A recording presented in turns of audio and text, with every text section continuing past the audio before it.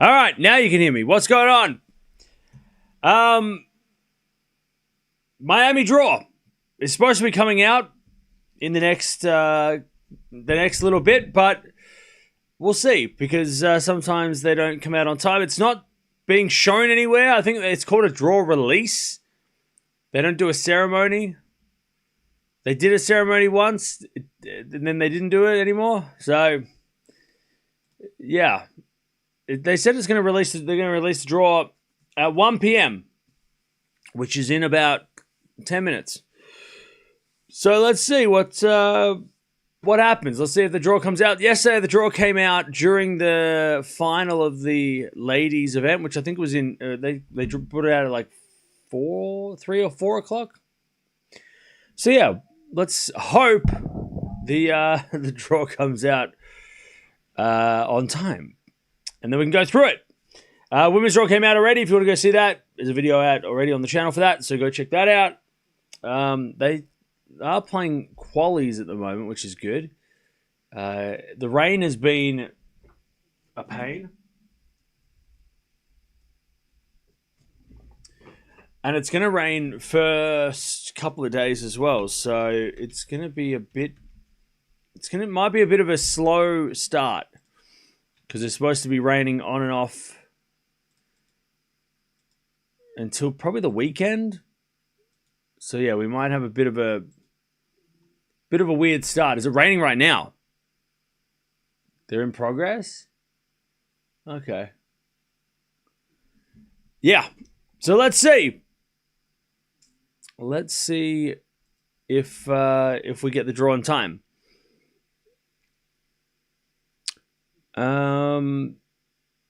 Two fantastic finals yesterday. Oh yeah, it was crazy. Yesterday was crazy. We had 3 tie breaks in a row as well, which was fun. So yeah. But how are we doing, chat? What's going on? So they're going through a heat wave and torrential rain. Yeah. Medi showed he still could do it save damage. Oh yeah, for sure. Ooh, yeah, Medvedev is super dangerous. Medvedev is very, very dangerous. The Indian Wells draw ceremony was horrible anyways. Yeah, it wasn't that bad. It wasn't that bad. And it was also better than nothing. I'd much rather have what Indian Wells did than have nothing. So yeah, because otherwise we're just gonna be sitting here in the dark, waiting for the draw to be released. By the way, follow me on Twitter if you see the draw first. Send it to me. I don't know, how did they release the draw yesterday for the ladies? Did they put it online or did they just? Did they upload on their website first? Where was the first point yesterday? Because obviously I was busy, but why don't they have a court on these roofs? Why don't they have roofs on these courts? Because it's not a tennis stadium. It's a football stadium, so it's not made for tennis, and they can play football in the rain. Draw day on my birthday. Love it. Hey, happy birthday. Here we go.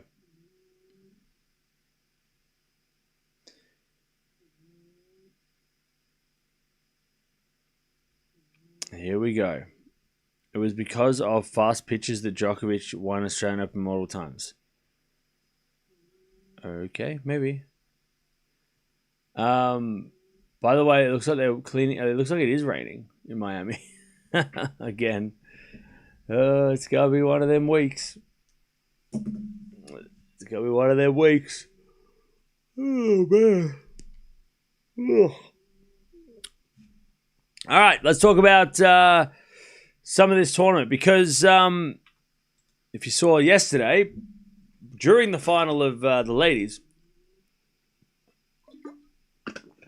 Indian Wells tournament,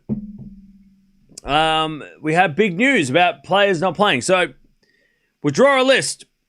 Currently stands Djokovic. He pulled out. And like I said, or been saying last week, that with Djokovic pulling out in the live rankings, he's down to number 4. Zverev overtakes him.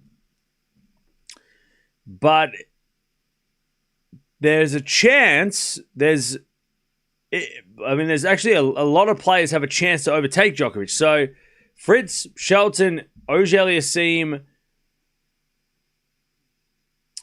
they could all kick Djokovic out of the top 4 if they win the tournament.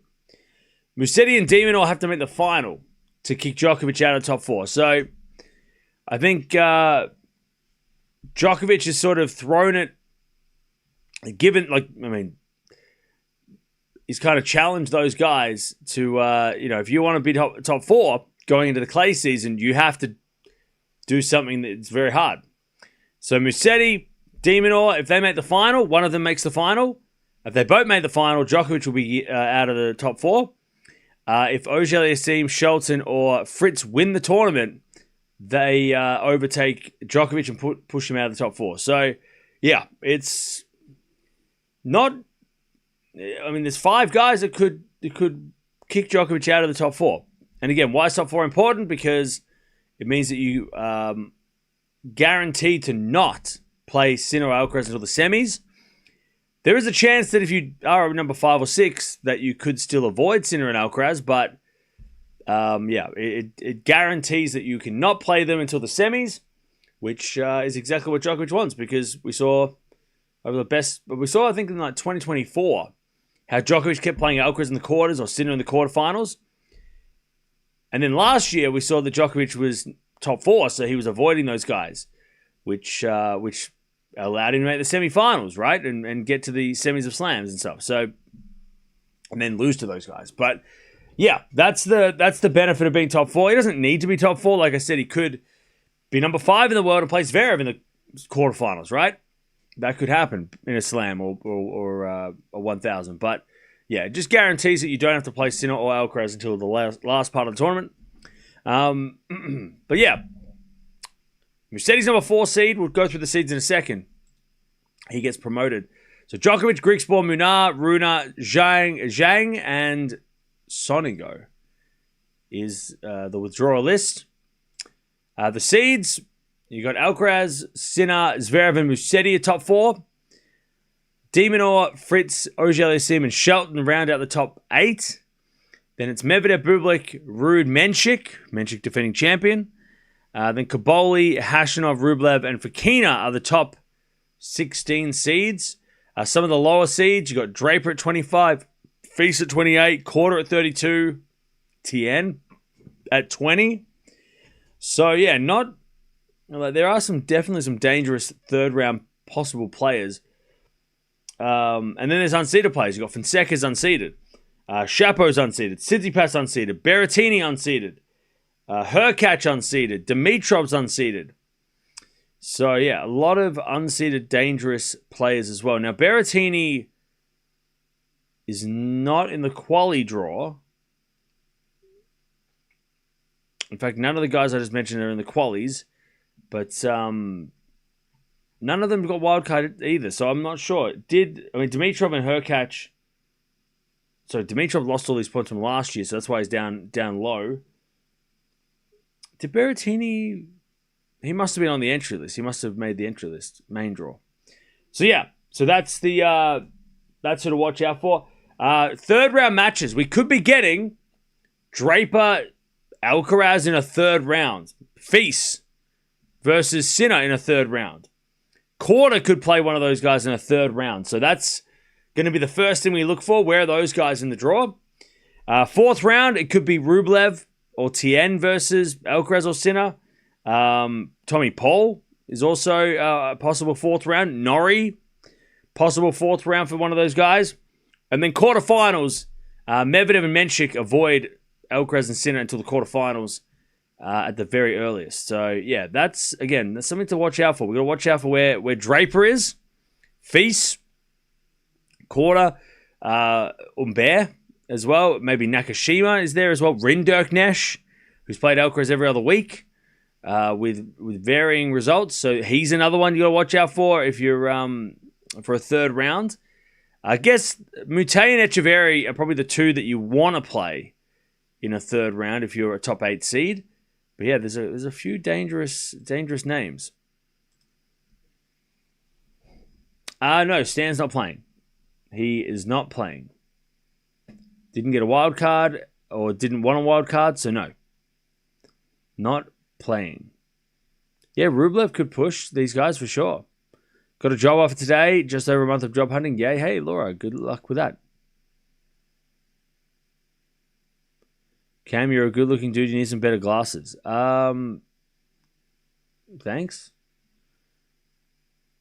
Couldn't Matteo and Grigor have a predicted ranking? Let me check.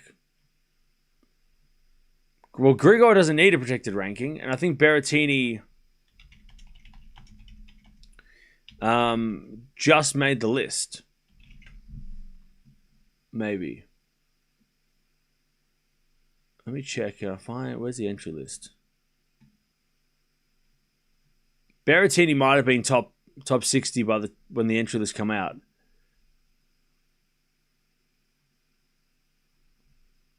Where's the entry list?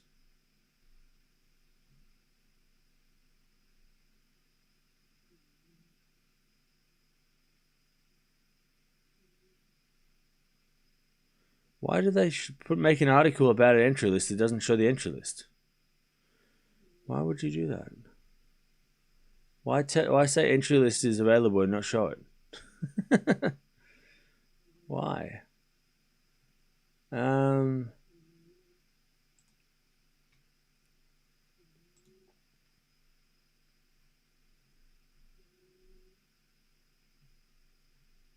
Why can't I see the entry list anywhere? That's crazy. They're just telling me that... Oh, here we go. Full field. All right, here we go. Entry list. So... Oh, is Berrettini not playing? Wait. Hurkacz is playing. Oh, no. Berrettini made the cut. Yeah, Berrettini was 57 when the entry list came out. So, yeah, Berrettini made the cut. Back in 6 weeks ago. So, yeah. So, Berrettini is... Pirikar is another one, unseeded. Interesting. Opelka. Oh, I didn't even mention Opelka. Opelka is definitely... Imagine playing Opelka in the second round. That could be tough. Cilic. Yeah, Dimitrov. He was 42 in the world 6 weeks ago. Fonseca, Chapo, Tsitsipas.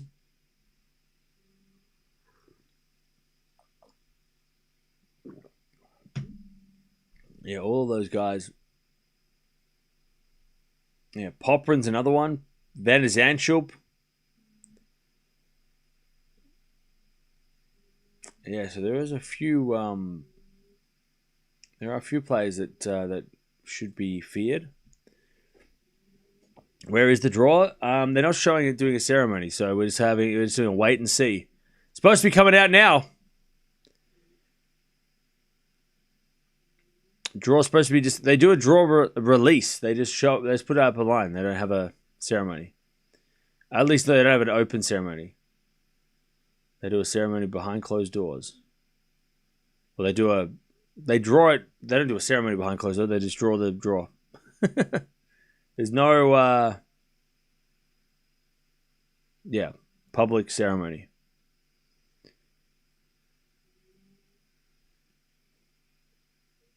Feast's going to win. Okay. Great week for Medvedev. I think we saw why he has won a slam and Zverev hasn't. His game is more proactive than Zverev. Maybe, yeah. I mean, Zverev played pretty well this week too, though. Difference was that Medvedev beat Alcaraz. Hey, cheers from Brazil. What's up? But yeah, again, follow me on Twitter, and if anything comes up, I'll be sure to retweet it. And we'll go through the draw together. But yeah, it's supposed to be coming out in a couple of... it's supposed to be coming out now. right now.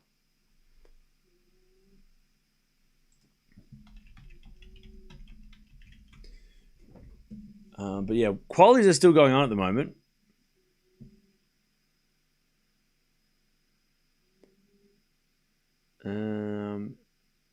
The women's draw came out a little bit later than this, but also the women's draw yesterday, they didn't give a time for when they were giving it out, whereas the men's draw, they said 1 p.m. They were going to release the draw at 1 p.m.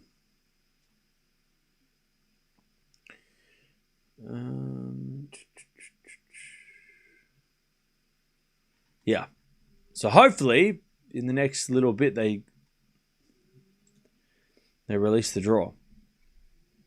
You can't watch it online. There's no ceremony.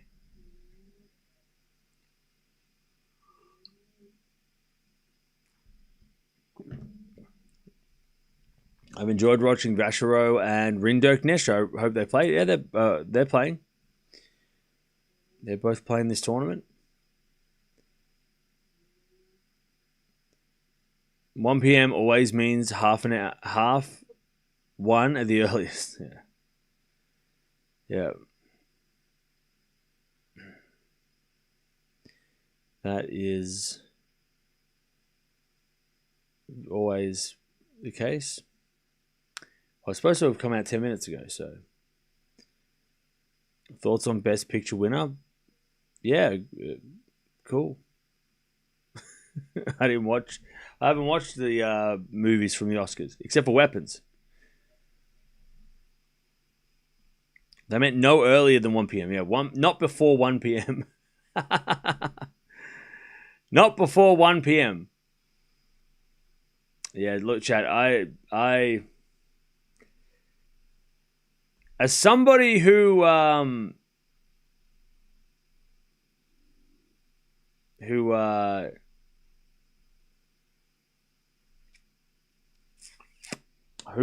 I wouldn't say I pride myself on punctuality, but I definitely respect and try to be punctual. When somebody says 1 o'clock and you show up 45 minutes later, it's a bit annoying. Because I'm here at 1 o'clock. You say 1, you mean you should do it at 1. Don't say 1 o'clock if you're going to be 1:30. Am I from Perth?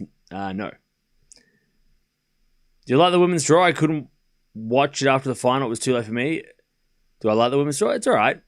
I'm always fashionably late. Oh, no, there's times when it's totally fine to be late. Like, go to a party, it's not like, you have to get there at 7. If you get there at 8 or 9, you're not going to miss anything. But when it's like, oh, by the way, there's an appointment at 1 p.m. and you show up at 30 minutes late, that's annoying.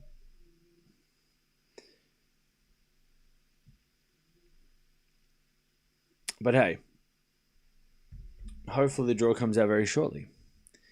This is why we need ceremonies, though. This is why, and hopefully Craig Tiley, like I said yesterday, hopefully Craig Tiley,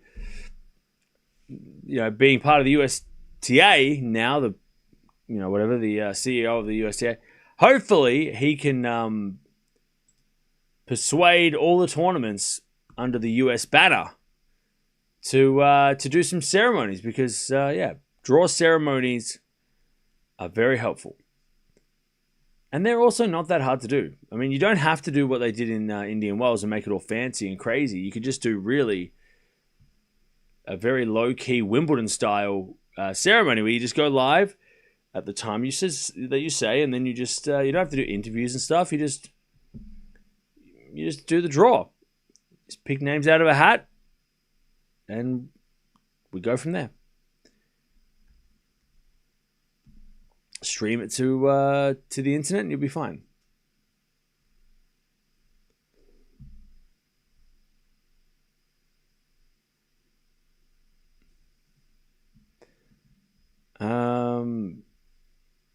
Everyone wants to know where to watch. Yeah, so the only way you can watch is if you're employed by the Miami Open and allowed to be in the back of the tournament and in the room making the decisions. You need to be high up in the Miami. Basically, James Blake. You need to be James Blake or the tournament directors or the tournament organizers. If you're part of the organizing committee, then you can watch it live. If you're not, then you're just going to sit around like the rest of us. Will rain affect the matches? Probably, yeah. Yeah, probably. I think on Boca, Rybakina is the final of Miami. Rybakina wins. Okay, that'd be fun. Is it crazy that I predicted Rybakina on Boca for the final? No. That's not crazy. I could see that. I think it's legitimate. Boca could make the final. She's got a decent draw. It's Miami. Rain affects everything. Yeah, it's gonna be a wet week. Next week should be okay.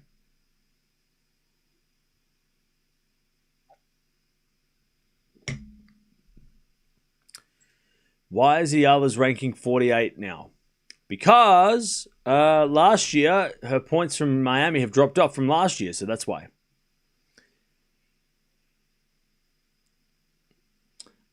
This is why you've like this is the problem with, and I love live rankings. I think live rankings are very helpful, but I also think that it's confusing for new people to the tennis because, you know, people look at the live rankings and think that is the official rankings. That's not the official ranking.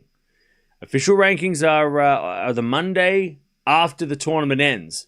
So the reason she's number 49 in the live rankings is because she lost all the points. That's what happens. When you go into a tournament, like Miami, for example, you lose all of what you gained last year. And they reset. But because she's 49 in the world, doesn't mean she's 49 ranked. She's still in the top 30. Just like, Nisimova's still number 6 and Pegula's still number 5 and all of that. So, yeah, it's not... Yeah, if somebody... Like, if she does lose in the first round or the second round, then she will be ranked lower. But, yeah, the live rankings are not... They're a guide. They're a guide until somebody loses. They're not official until the Monday after. So yeah, but it's something. It's good. It's a good way to track what's going on though. They are very useful for that. But yeah, people just especially the other way around when it's like, oh, they have a career high ranking. Yeah, but you gotta wait until the tournament ends to start giving people rankings. The live rankings are useful in that. Yeah, so just don't be like, I know a lot of people are going to be asking, why is Eala ranked number 49? What happened? She's not ranked 49. She's ranked she's currently ranked 29. She's just 49 in the live rankings.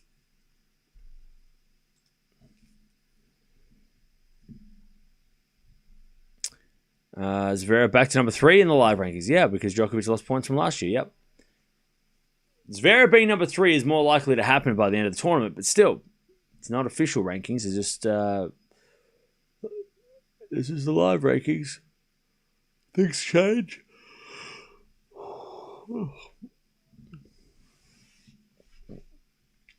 To be fair, I want Medvedev to reclaim top 3 spot. He's a worthy number 3. Okay. What kind of hardcore is Miami? It's a medium fast. Djokovic loses 650 points. Tsitsipas's live ranking is, I think, 50. Draper is seeded at, I think he's, 25? 25th seed? It means that he could play Alcaraz, Zverev, or Sinner in the third round. So he's one of the players we're going to watch out for. He's one of the players to keep track of.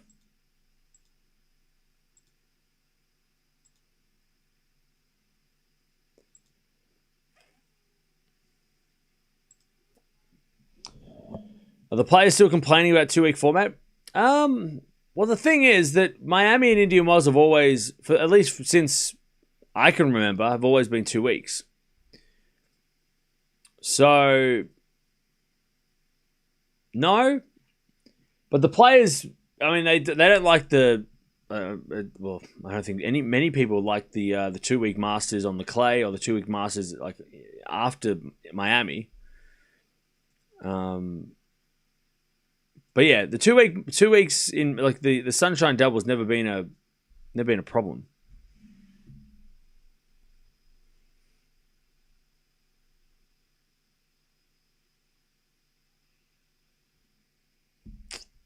Early prediction for Miami, Rybakina. Happy St. Patrick's Day. Oh, is it St. Patrick's Day? Nice. I'm Irish. I should know that. Unfortunate for Draper, obviously his ranking doesn't tell the whole story about him. He's definitely worthy of top 10. Well, yeah, it's because he came back and had to defend a lot of points, and that was not easy. If we reshorten Madrid and Rome, we could push back Monte Carlo and the players get 2 weeks off. That's true.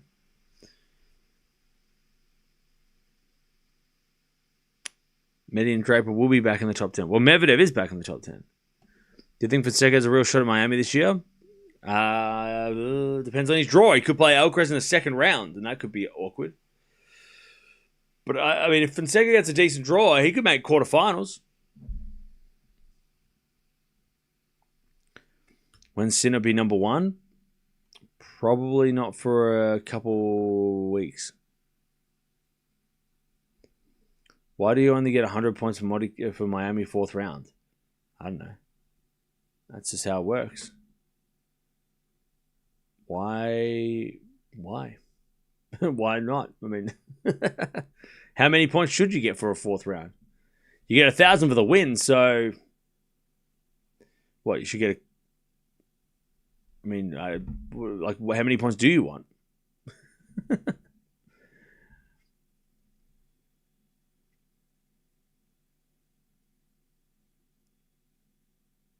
Someone on Twitter asked when the Miami draw is, and that reply was exactly. Oh God! Please don't do that. Wait, Miami replied to that.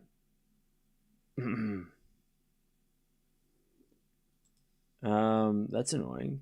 That's like the don't do that. The social media person from Miami, don't reply like that. Come on now. That's a terrible response. Tennis fans, we want to know. Like, come on, just give us a good answer. Don't do that. Come on.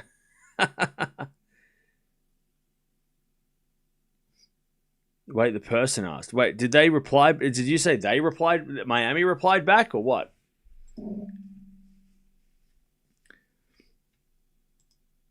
I tell you, if you're not doing a ceremony live, you just need to like not.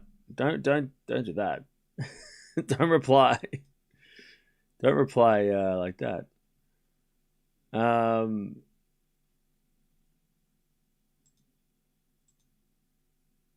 The person that was asked was a reporter.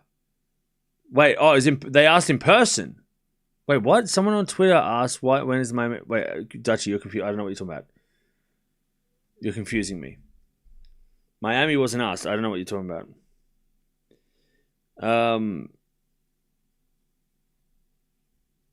You're confusing me. Oh, you're talking. Okay, I don't. Okay, you're not talking about Miami. I thought you were saying the Miami. Somebody commented on the Miami Open post, and they replied exactly. That made no. I'm tired, and that made no sense.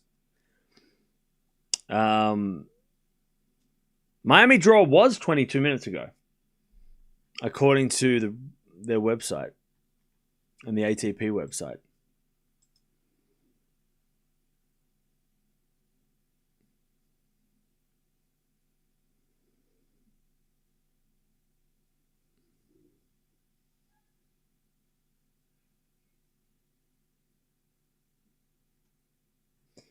All right.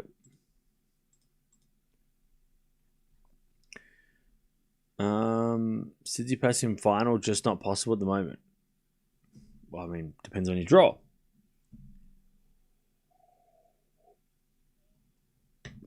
What do you think about Feast? I think Feast is great.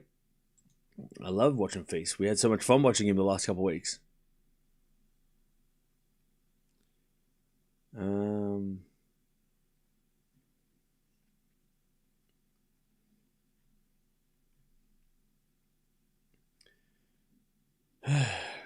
Okay.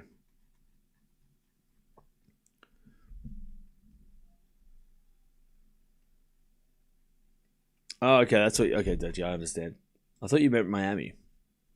It was over an hour for the WTA final yesterday. Well, the WTA draw yesterday. They never specified a time. They said, "Oh, it's going to be happening on the Sunday," and you go, "Okay." Whereas, again, this is where I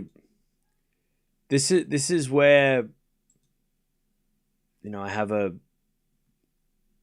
it may call it a pet peeve of mine, but if you say 1 p.m. Monday, the draw will be announced, and it's 1:25, you're 25 minutes late. Everybody, don't tell everybody that you're going to do it at 1 p.m. Just say it will be released on the Monday if you don't have a specific time. Don't tell everybody that it's going to be 1 p.m. and it doesn't come out at 1 p.m. Like that, like come on. This is, again, massive reason why ceremony, at least with a ceremony, we could be like, oh, they're talking to the players. Oh, they're doing whatever, right? But when there's behind closed doors and there's no ceremony, we can only go off what you, like, if you say it's 1 p.m., we're going to be waiting at 1 p.m. We're going to be like, all right, it's 1 p.m. Where's the draw now? Come on. It's 1:30 now. What's up? Like, it's just, you can't be, I mean, this is unfortunately a bit of an issue when it comes to, like, the treatment of fans sometimes, like, and it's not just Miami. There's a lot of tournaments that do this. There's a few tournaments that do this, and we're all fans. I mean, I woke up at 3 a.m. to do this, so I'm waiting, and there's a lot of you guys that are waiting on Monday, being like, "Where's the draw? Where's the draw?" And you can't tell us there's 1 o'clock and then just expect us to wait for 2 hours. Like, you gotta, come on now. You told us 1 o'clock. We're waiting at the restaurant. We feel like we're getting stood up. You said 1 o'clock. I've been waiting. Should I order some food? Like, what's the... I don't know. The waiter's looking at me like looking sad for me because I'm sitting here alone.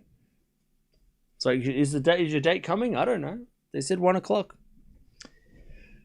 Said 1 o'clock. The tournaments have randomized draws, or do they actively try to create certain matchups, or what? Okay, so, I mean, look, it depends on how big your tinfoil hat is. But, by the way, the draw is done, computer generated, right? Computer generated for the unseeded players. They randomly, they press a button and boom, all the random names pop up. It's a randomly generated unseeded player draw. And then they draw names out of a hat in specific order. So they draw the top 4, or they draw the top, number 1 goes up the top, number 2 goes down the bottom, and then they draw 3 and 4 to see which player goes where. And then they do all of those things, and then they go down the list of seeds. That's, I mean, when we see the Australian Open, or we see one of the, the draw ceremonies, that's how they show it, right? I mean, look, you could argue that, I mean, that's one of the reasons why draw ceremonies are also less, when there's no draw ceremony, there's also that, like, that conspiracy aspect of, oh, well, if you're not doing the draw in public and I can't see it, how do I know you didn't just make it up? And put matches, make matches. Again, I don't want to go down that road and think like, oh, well, yeah, they're they're purposely putting players in certain spots for certain things. I don't want to go down that road because it just gets really messy. And also, I would like to live in a bit of a fantasy world where it's maybe it's things are not so scripted and made like that. I would like to think that it is random, and I think it is for the most part. There's obviously a structure to the draw, so it's never going to be totally random. Like Draper will play a top 8 player in the third round. That is going to happen. It's not, he can't avoid playing a top, unless somebody pulls out and he gets promoted by one spot, he is going to play a top 8 player in the third round. He could play Alcaraz or Sinner, right? That could happen. So yeah. But there's a lot of, I mean, if your favorite player gets a bad draw, the first thing people are going to say about that player is, oh, that's you should have shown the draw ceremony because it would have made a difference. Oh, well, you've made it that way. But again, I like to think that right now they're sitting in the back with all the names and they're doing it one by one. And by the way, that's probably the protocol. And there's probably witnesses around there that have to confirm that. They can't just be one guy in a back room, making the best draw for the tournament, right? So yeah. But anyways, I don't really care about that. I'm more about punctuality. Tell us it's 2:00 and we'll be here at 2, right?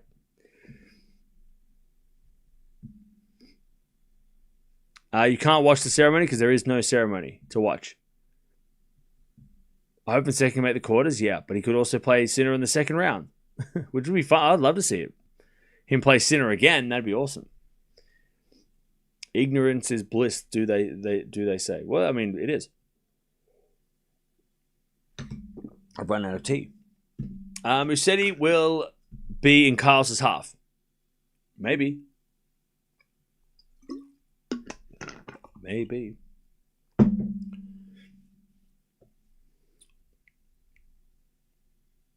Do you think there will be a new Grand Slam winner this year? Maybe.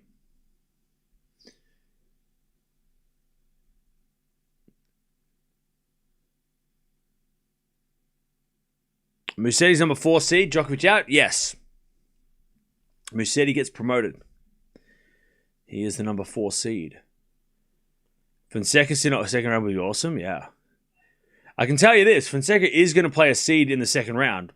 He could play. It could be any of them. It could be the 30th seed. Could be the second seed. He will have to play a seed. If you're unseeded, you will play a seed in the second round. That is a guarantee.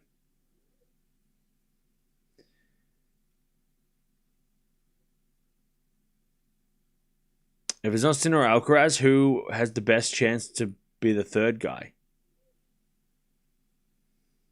Again, I don't think there's one player that's there's players that have had moments, right?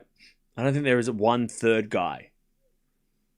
I think there'll be multiple guys that at different times can push them. We saw that with Medvedev. We've seen that with Fonseca. We saw that with Zverev. We've seen it with a lot of players. Menchik. This year, Djokovic. So I don't think there's a third guy. And I hope there's not a third guy. I hope it's not 3 guys dominating. That'd be boring. If 2 guys are dominating, we need everybody else to step up. So then, they don't. So then Sinner and Alcaraz have, tough matches against multiple different players. Right?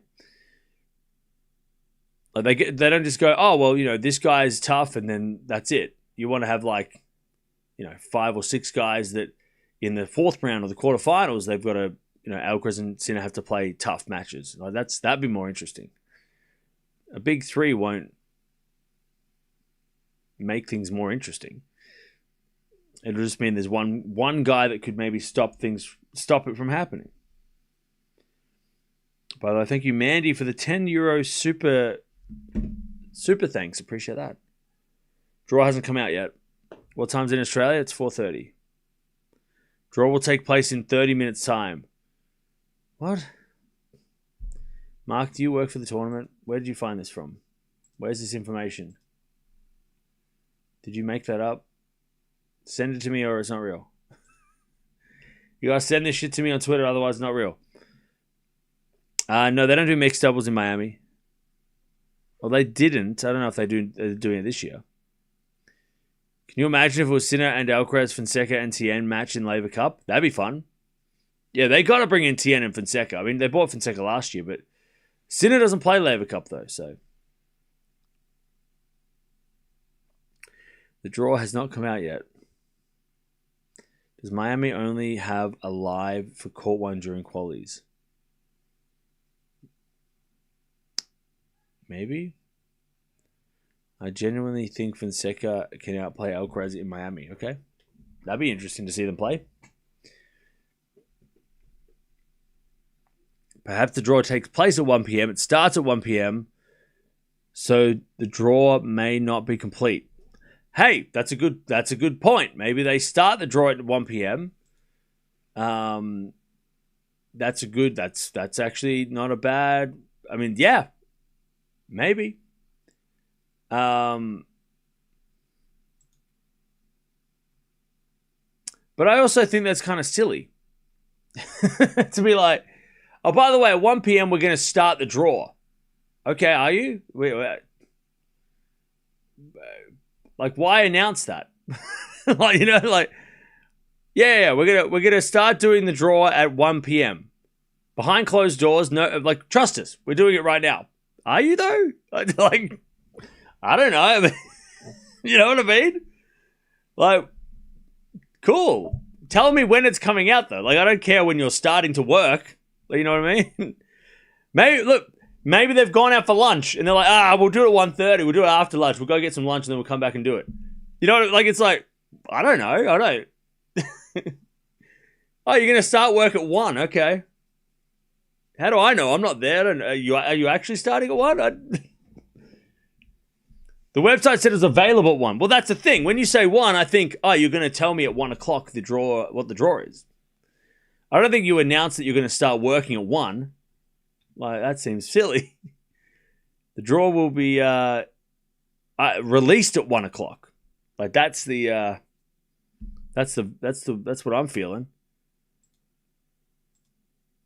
Saying that we're going to start doing the draw at 1 behind closed door. I don't know. Are you though? Are you actually working at 1 o'clock?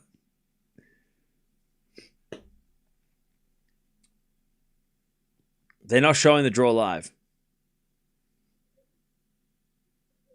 But chat, I tell you, this is we only have this issue. We only have this issue in March. We do have it during the China events as well, the Chinese events, but there's also a reason for that. And I've been to China, so I know the reason. So it's because YouTube isn't a thing in China. So streaming it on YouTube, for example, is not a thing they can do there. So I totally get that the Asian swing, or at least for the tournaments in China, Shanghai don't do a draw ceremony. Wuhan, Beijing, they don't do draw ceremonies. Totally understand that. Because they just don't use that technology. Or they don't use those apps, right? But US Open not doing a draw ceremony is crazy. The fact they just go, oh yeah, we're going to release the draw. You're like, you're the only tournament that don't do this. Indian Wells started doing a draw ceremony. Love that. Miami sometimes do a draw ceremony. It depends on the year. Cincinnati don't do it. I don't think. Canada do a draw ceremony, which I love that. But yeah, I mean, it's just an American thing. Whatever it is. Washington, I think, sometimes do one, maybe. But it just seems to be an American thing. That they just don't do draw ceremony. It's called a draw release. But then they don't even release it on time. You know, like, release the draw. Yeah, we will eventually. After lunch. Come on now. That's why Craig Tiley jumping in there. You know, maybe he'll start. You know, pushing people to do this, do live ceremonies. There is no ceremony. We are the ceremony. The unofficial one. The tournament starts on Wednesday, yeah. I asked the live chat. They said release at 3 p.m. What do you mean live chat? Would you ask somebody in the chat and they told you 3 p.m.? Who said that? Do you know why some tournaments do ceremonies and others don't? No. I don't know why some don't.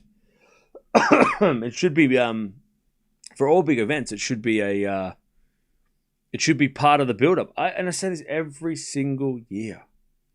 Every single year. The draw ceremony is the first part of a tournament. Yeah, the qualies, right? But draw ceremony is your first, like the first look at a tournament. And it gets people hyped, get people excited. It's such a great promotional tool to use the ceremony. I mean, look at the Australian Open, look at Roland Garros, right? They do interviews before they talk about they do. I mean, the Australian Open do it best, I think. To not do a draw ceremony live is such a big missed opportunity for all the tournaments that don't do it. Because it's such an easy way to... I mean, everybody, not just us, we're waiting for the draw, but there's so many people around the world that are just sitting around going, okay, they said 1 o'clock, and they're just waiting. What a massive missed opportunity to not use the draw ceremony as a way to promote the event. Especially considering we just watched Indian Wells yesterday, and we're like, people are probably like, oh, Indian Wells is over. I guess tennis is done for now. No, to get people into Miami, you gotta promote it, and it's such an easy promotional tool. They didn't really have a time for the women's draw to be released. They just released it yesterday. They didn't set a time though, so that was different. But yeah, I feel like it's just such a missed opportunity for these events. Because look at the Australian Open. They do such a great job. They bring out the defending champions. They do interviews. And then they do the whole ceremony. And I think the reason why they don't do it in America because they just don't do that stuff. I mean, they do the draft, right? It's not like they don't do these kind of events. But the draft is the event. Probably the closest thing to a draw ceremony is like an NBA draft or something. But Europe do, and Asia and Australia do draw ceremonies for football and other sports. So it's kind of normal for the Europeans to do a draw ceremony because they do draws for the World Cup. They do draw for the Champions League. They do that. But in America, they don't do that stuff. And they just don't see the need to do it, which I think is crazy. And again, if you want to go down like the conspiracy route a little bit, again, I don't play into this, but if you do, then fair enough. Full transparency, right? As transparent as you can be. For those people that think the draw is rigged, this is a great opportunity to show that, hey, we took the names out of the hat. You saw us do it. And you go, well, yeah, okay, that kind of like debunks any sort of like any of that stuff too, right? That like, oh, they constructed the draw to, screw this player over or whatever. Like, that it just kind of goes, oh no, but we saw them literally pull out the token that said the name and whatever, like, and at least, again, I don't play into that stuff. I just, I don't think that they're constructing the draw behind the scenes, but again, for those people that do, it kind of like at least, gives them a little bit more peace of mind that the tournament is not rigged against their player or whatever it is, whatever the reason they don't like, they feel hard done by.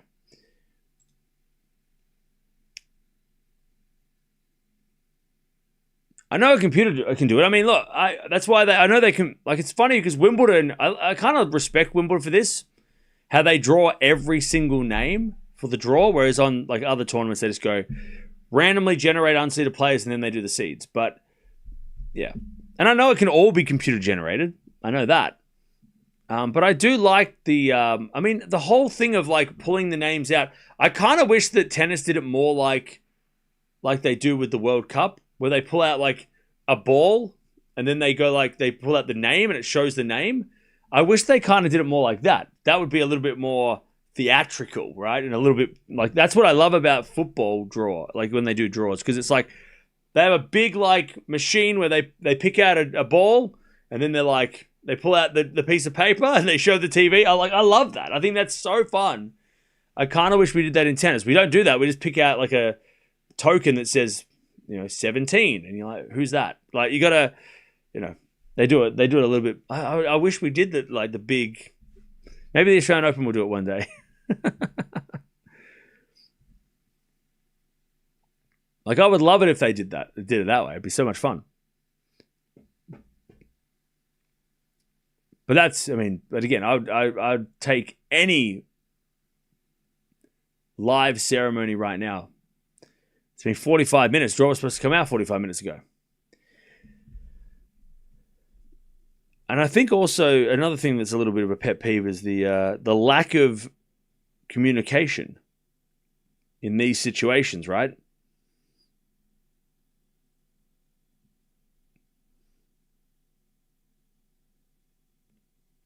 Like we're all waiting around. Okay, like we have no idea if the draw is being done or if it's not. Cam's AI, he never sleeps. No, I'm definitely not AI. I'm pretty sure. I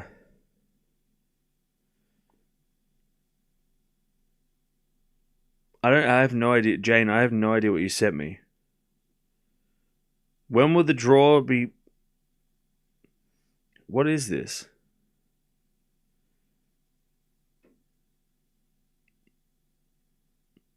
The draw will be released at 3 p.m. Why would you say 1 p.m. then? So wait, the draw's coming out in an hour? Miami, why aren't you telling us the information?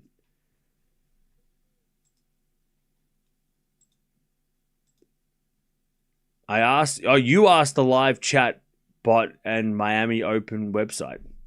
Yeah, but that could be it. I don't know if we can go with that. Thank you though. It's at least it's if it comes out any earlier, that'd be great. But it's so annoying that they don't just tell us these things if that is the case.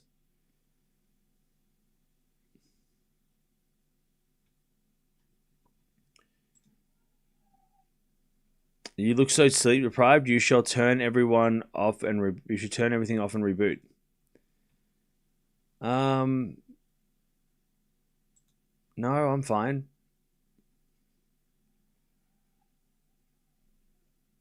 Maybe there is new information about players that led to the mess.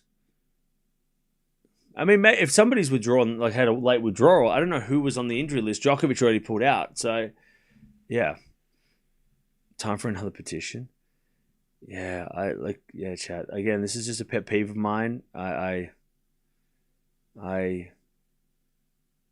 you say 1 p.m. and then all of a sudden I get there and you're like, oh no, actually I'll be there at 3 and I've got to wait for 2 hours to do nothing. You said 1, and then you change your mind. Like, tell us beforehand, so then I could have got 2 extra hours sleep.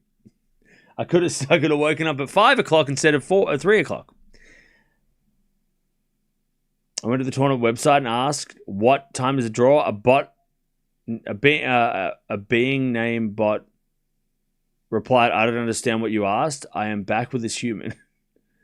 Yeah, okay, so hang on. Can I go to the website and ask the bot if the draws? Are we getting different answers for the bot? Hang on, let me ask. That's the problem with asking a chatbot, is that like they're gonna go, yeah, 3 o'clock, sure, 5 a.m. Yeah, the draw's gonna come out, next week. You just don't know what answer they're gonna give you. All right, let me have a look. Let me ask this random ass thing. An agent. Is that a real person though? Whoops. Whoa. It's definitely not a real person. It says virtual. When is the draw for the men's? For the men. I don't understand. Oh God. What can I help you with? When will the men's draw be released? I don't understand. Can I talk to a real person? All right. I think a real person's coming up. I think a real person's... Yeah, just ask for an agent. I am. Stop yelling at me. Chad, I'm doing my best. I asked for the manager, all right?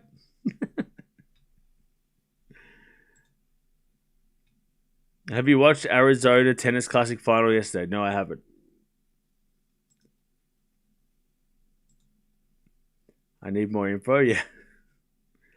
Miami's still doing its best to be one of the worst tournament for structure. Just wait until it rains.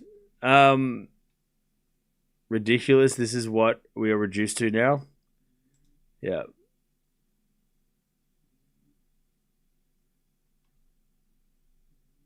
Am I going to be on hold for an hour? An agent will be with you in a moment.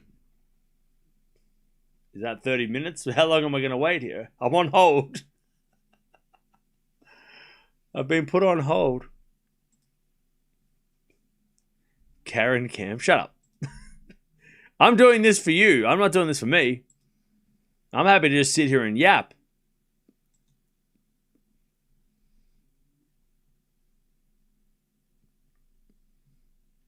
Yeah, we have to. It's like it is crazy that. Hey, wait. By the way, I think I got the same agent as you did, Jane. Is it a person though? I don't know.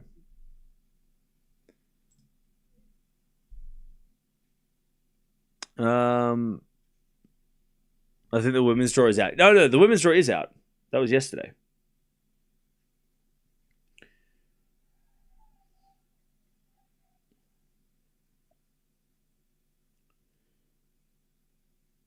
Oh, what the hell? Okay, so we're getting mixed messages. So, Dutchie, you asked somebody else and they said it's going to come out at night. So they don't even know. You know that they're getting this question from like a million other people too, right? Like people are going to be on there just be like, "Where's the draw? Where's the draw?" You gotta feel bad for them. Oh no. Are the seeds update of this week? Yeah, for the men it is. Yeah, 3 p.m. Where will it be? Yeah, you know that this guy's had this question like 7 times. You know this. He's like, he's answered this question 100 times already today. Because his response is very, very quick, very short. He's just like 3 p.m. What do you think about last night's Oscar results? I don't care. I love that Michael B. Jordan won though. That was cool. He's awesome. But I didn't really know. On our website.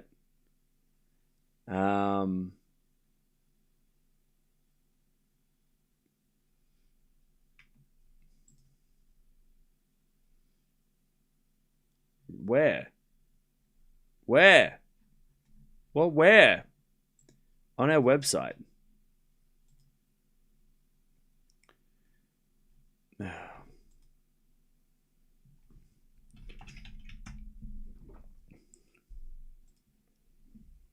On the website, it just says, you're here early. No, I'm here on time. You said 1 o'clock.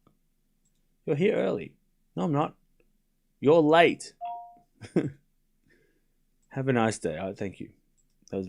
Thank you for the help. That was helpful. It's being made on site at 1 p.m. We'll get it probably at 1:15. It's 1:45. It's 1:55.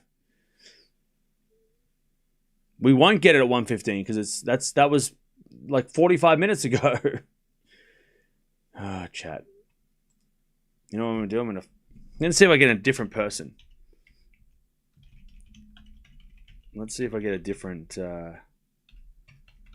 Let's see if I get a different agent.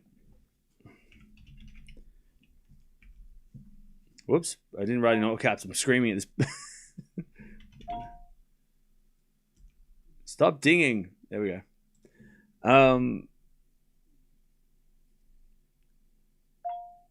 No, why? I turned the sound off. Why are you making noise?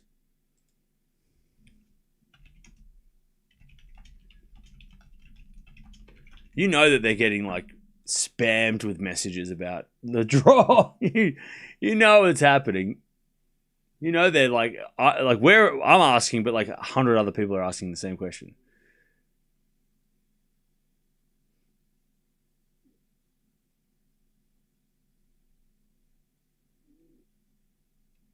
I like to speak with your other manager. Yeah, I don't want to speak to the manager. I want to speak to the other manager. Please. Miami will definitely do a live stream. They will be scared of Cam. No, I'm not scary. They did a couple, and but they just didn't really. They didn't go well. They used to do like a public one, but for like the people that were there, but they obviously stopped doing that. I don't know. Again, I can't be the only one who's like waiting.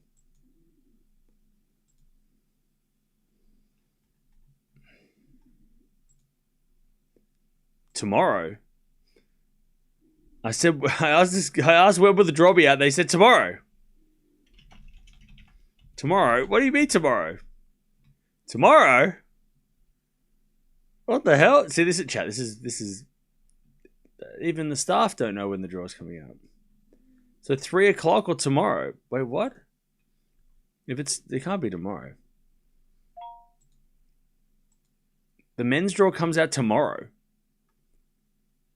What time? What? Where? Like, is this like European time?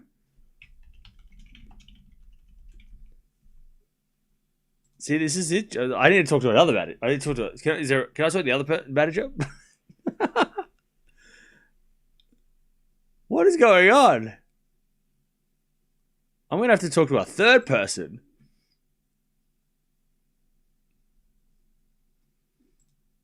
Tomorrow?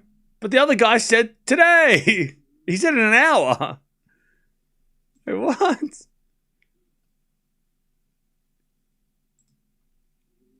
You know this person's talking to like 700 other people about the same thing. Just copy paste the same answer. Tomorrow. I guess not tomorrow. Is it? Oh, chat. It's definitely not tomorrow. I can tell you that. It's definitely not tomorrow. It's coming out today. I know that. We're just trying to find out what it's going to come out while we're asking questions. Is it an issue to do with time zones? No. It said what on last year. It came out at 1 o'clock. It came out around this time. I remember because we were live.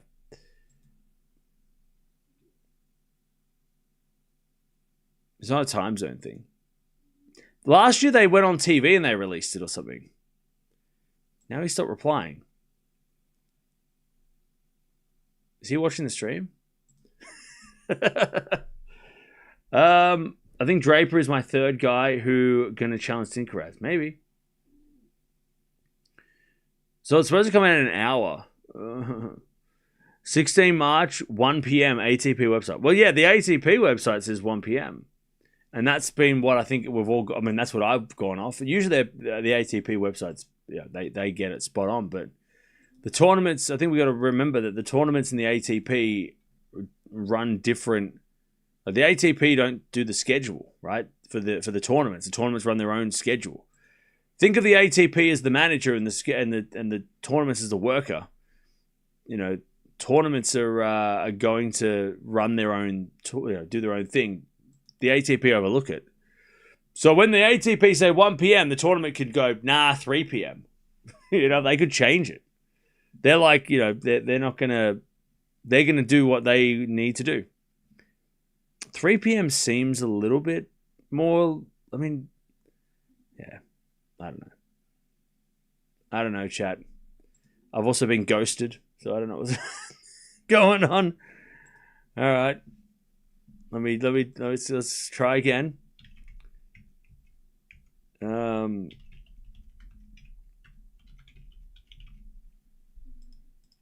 You know that they're getting, and I know I feel bad for the people that work there. They're getting spammed. Like, what the hell? Where is the draw? Where's the draw? I get it. Like, it sucks for them. It's not their fault that the tournament said one time and it's a different. We're here at a different time. Yeah, he's replying to like 100 other people at the same time, so I respect that. I get it. All right, we're just gonna have to wait. It's supposed to be. I mean, they said 3 p.m. That's in an hour. Chat, what do you want to talk about? Andreescu's playing right now. That's fun.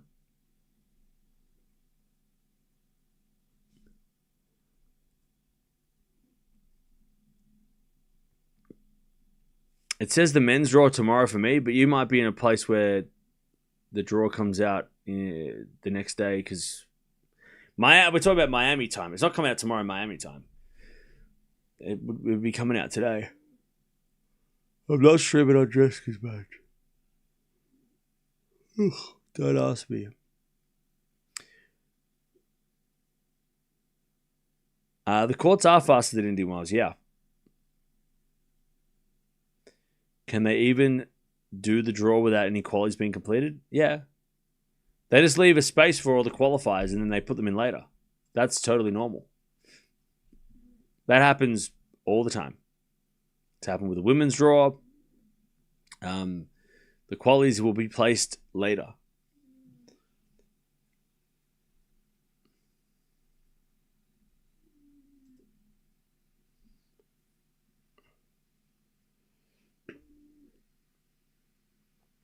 Will Sinner complete the career Grand Slam this year? Maybe. I hope Draper will adapt to the faster courts, faster surface than he was. Yeah. I'm sure it'll be fine.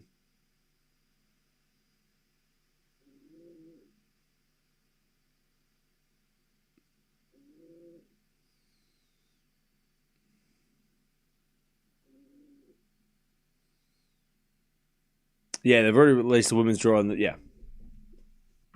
Exactly. So the women's draw is already out. So the qualies haven't been done. So we can't be the only people in the world that are waiting for this draw. Is the internet kicking and screaming as well?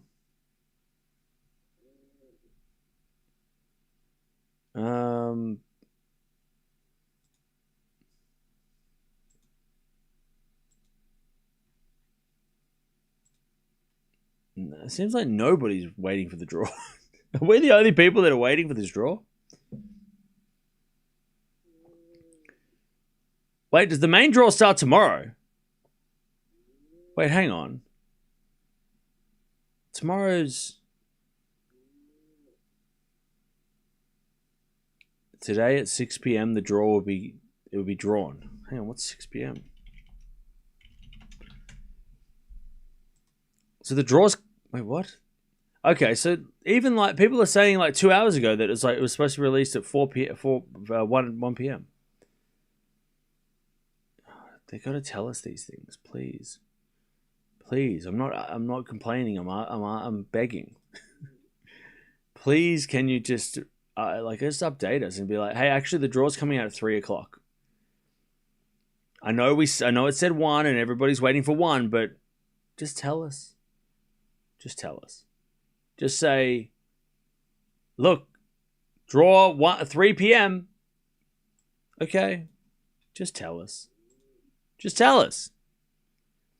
Just, just say, hey, draw's coming out in an hour. Like, just give us that. Come on now. I know it's been raining and there's a lot of things going on, but come on now.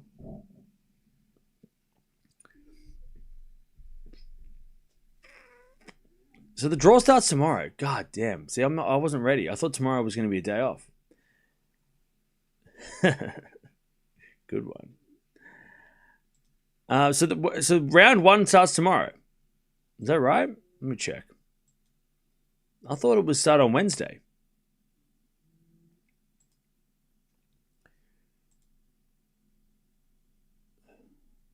Women's singles first round.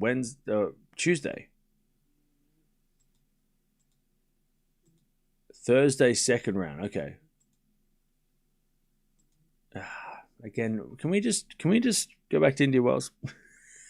The Indian Wells schedule and the draw and everything was just that's how you do it. Indian Wells. That's how you do it.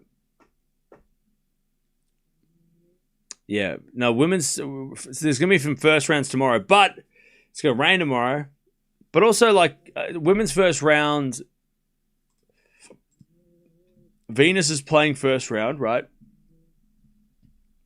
Brady Stevens, Chen Putintseva, Badosa's playing. It depends also if it's top half or bottom half of the draw. So, is tomorrow do we know if tomorrow is the women's top half or bottom half of the draw?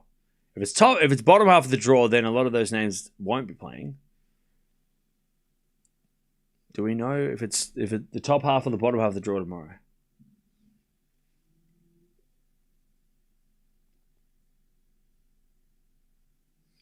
Miami's always like this. We can't wait for the European clay. Yeah. I mean, I just can't wait for the clay season in general, anyway, not because of Miami. I was saying that last week.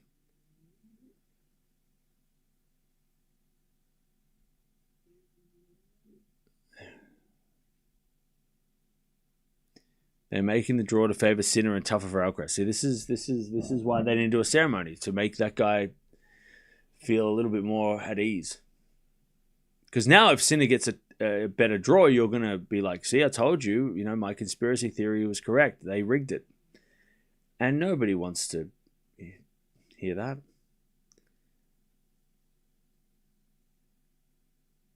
That's just unfair. See, this is the problem, Chad. This is why we need live ceremonies. Otherwise things get nutty. Oh, goddamn. Yesterday was average at best.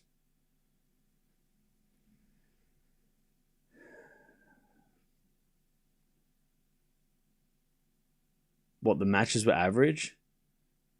Is it because you lost money or because your favorite lost? Why are you poo-pooing yesterday? Yesterday was great. If you think yesterday was average, then you have no idea what you're talking about. And you should maybe watch... Oh, you're joking. Well, that wasn't very funny. I'm on Tennis Channel Miami page right now, and it says day 1 tomorrow, no scheduled play. Yeah, but they usually say, maybe when the men's draw comes out, they'll tell us whether or not it's like top half or bottom half of the draw tomorrow, because they don't play everybody at the same time. Yeah.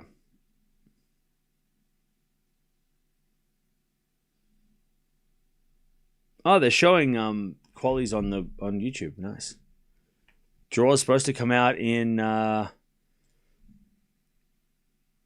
45 minutes from now.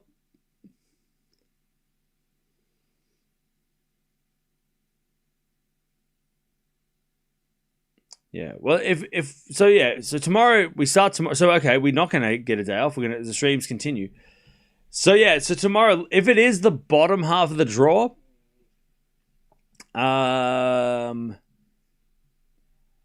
there are some matches we could watch. If it's the top half of the draw, there's a lot more matches. Something tells me it'll be top half of the draw, or maybe not.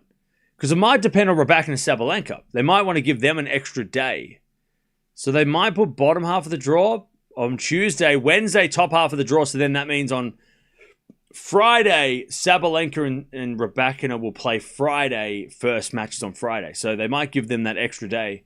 So it's probably going to be bottom half of the draw tomorrow.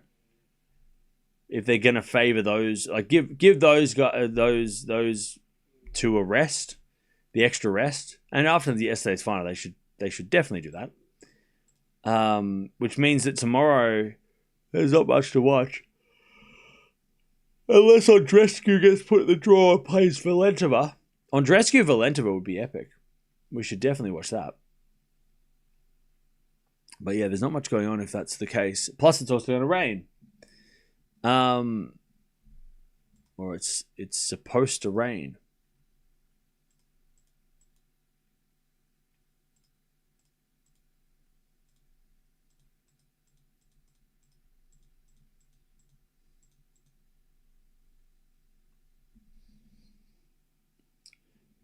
We have the women's draw and Sabalenka is scheduled to play. What? Oh, yeah, she is playing Miami, yeah. So we just keeping the stream streak alive today. Well, we're always going to do a draw ceremony show. We do it every year, but I thought tomorrow there would be nothing to watch, but tomorrow there is everything to watch. Tomorrow's busy.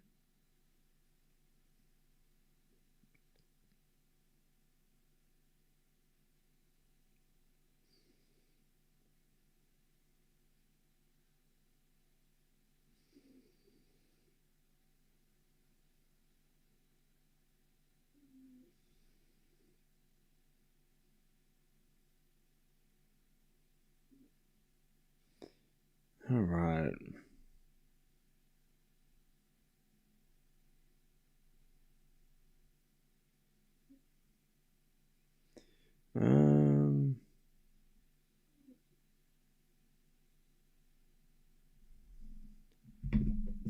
So yeah, we wait.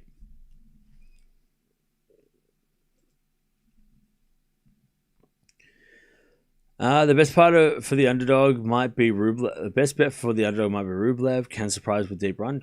Yeah, definitely.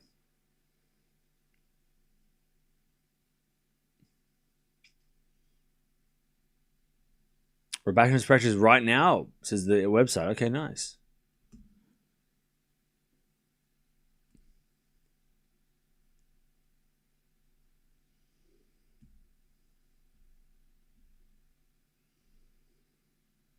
What happened to Tsitsipas? Nothing. He dropped in the rankings. Miami needs to get it together. Yeah, chat. We need we need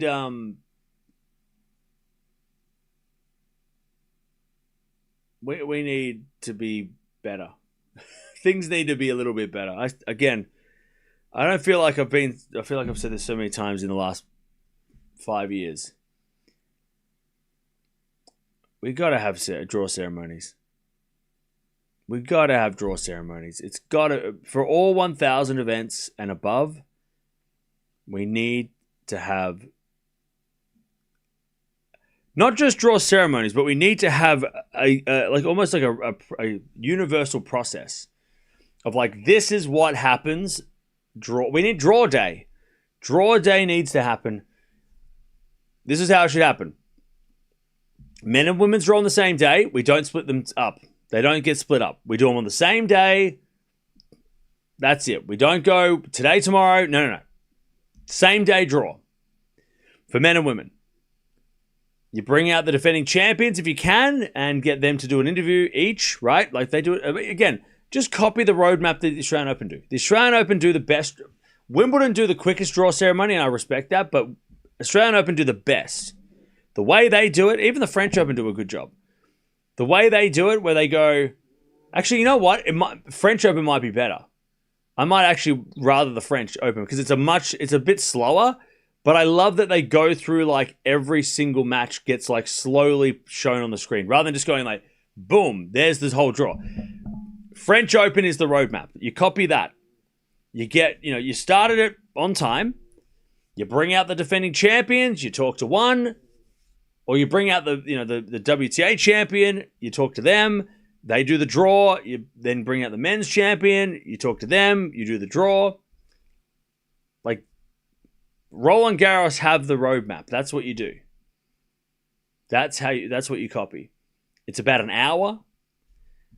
Like, that is what you do. And I love it that they they obviously have computer generated the unseeded players because that's how they do it.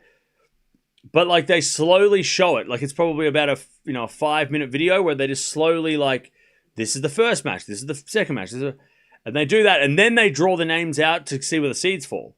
They do like Roland Garros might be the best draw ceremony out there. Because the Australian Open just kind of go, here's the draw, and then you can't see what's going on because you've just been given about 100 players, and you're like, where is everybody? Roland Garros do it like really, really smooth. So that's what you do. And every tournament, 1,000 above, should do that exact thing. You stream it, unless you're in China, because I get it. There's like not the same. There's restrictions, right? You can't stream on YouTube or whatever, but do it a different way, maybe. I don't know. There's different platforms, maybe, or do it on the website, whatever. But just do it. That's how you do it. And every single 1,000 or above, right? Grand Slam, ATP Finals, WTA Finals. That's how you do it. You do that. You tell us when it starts, and we watch it when it starts. That's how you do it. I mean, it's 2026. How do we not have this? This should be a no-brainer. Because, like I said, it's a great promotion for the. It's just such a great. It's literally like the opening ceremony for a tournament. Like, it's a no-brainer.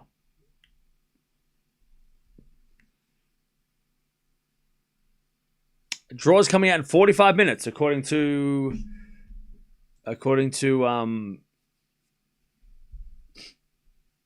yeah, just it is. That's what I've been told.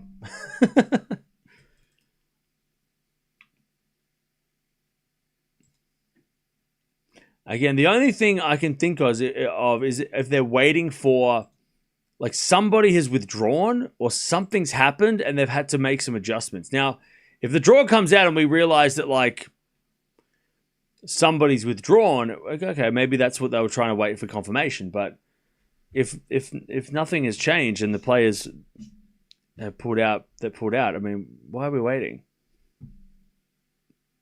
45 minutes? Why they really did you dirty? They said 1 o'clock, and it's now 2:15. The women's draw didn't take as long. Well, the women's draw, the thing they did yesterday is they didn't tell us that the women's draw was coming out at a specific time. That's the difference. We didn't know when the draw was going to be out. They just said it's coming out today on the Sunday. Whereas the men's draw was scheduled for 1 p.m. So that's what was the difference. If they just said men's draw on Monday, then we would have just been like, oh, I guess Monday afternoon. The draw hasn't come out yet.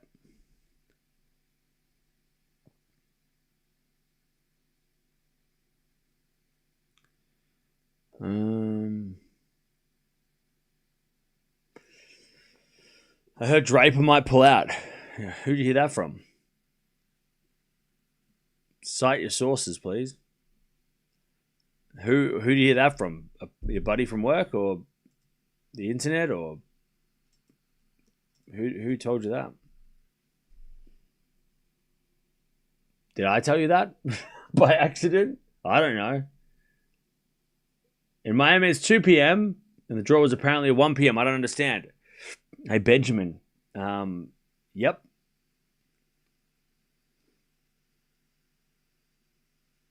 I don't work for the tournament, so I don't know either. You're going to have to call them. I heard a rumor that Rome are going to host a grass event. Wait, what? That's crazy. If they start to suspend for temper tantrums, it would be take out so many players? Maybe.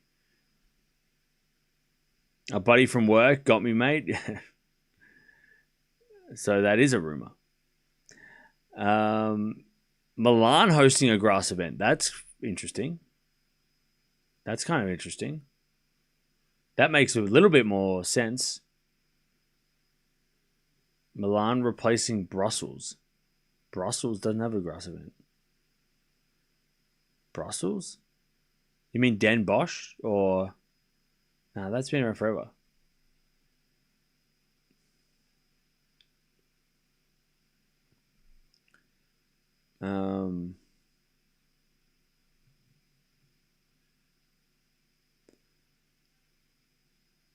In the calendar, no Brussels. Yeah, what are you talking about? 250 the first week after Roland Garros. So, like, does it replace Stuttgart or Mallorca? I don't know. What's the first? I don't even know.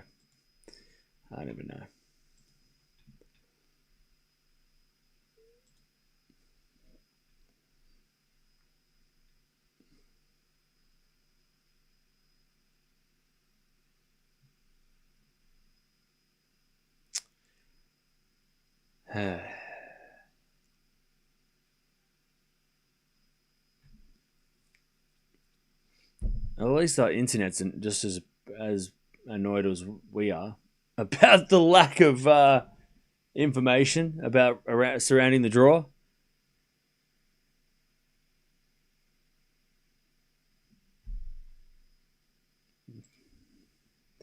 So we're not alone, chap. We're not screaming at clouds. Seems like a lot of people are confused by what's going on.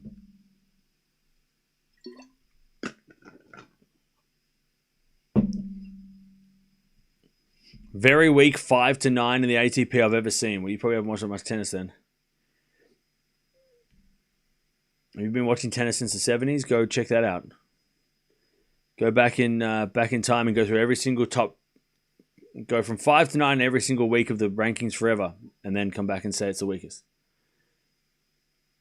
I would like a 3,000-page essay and a presentation on why it's currently the worst ever, and I want some evidence.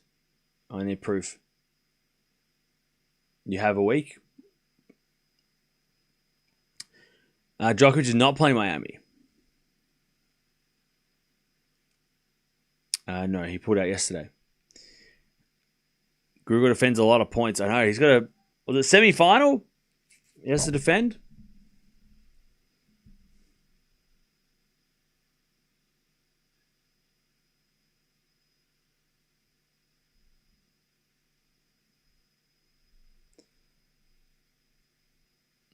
Personally like that there are 9 Masters, and I don't think another one should be added. Well, too bad. Well, that's just too bad, because another one is being added. If you like it or not, doesn't matter. Too bad. Did you know in 2022 Onstubro was number 2 in the world with 2,000 points, but now number 10 is 3,000 plus? Yeah, but I think because 2022, weren't the rankings a little bit funky? Also, 2022, Wimbledon didn't give out points, so there was 2,000 points off the table straight away. A lot of points were not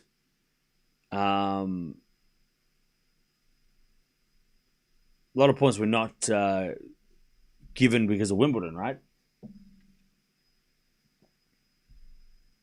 Has a license been transferred from Brussels to Milan? People are right. Oh, okay. So it's... Okay. That makes... So, Brussels. You mean Antwerp? Is that what you mean? So, yeah. So, it's not that there's a grass event in Brussels that's being transferred. You're saying that a 250 event during the season has moved the license. Oh, wait, no. Brussels is the European Open. That used to be Antwerp. So you're saying that the European Open, that's an indoor hardcourt event, is being... That license could be going to Milan as a grass event after the French Open. But then what? Is that instead of Stuttgart? Or is that an extra one, maybe? That makes more sense.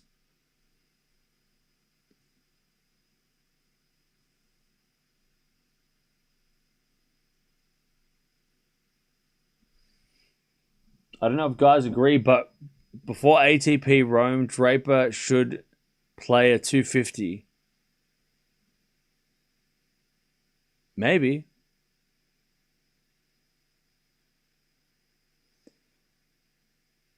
When do you think Serena will come back? And if so, will she just play doubles?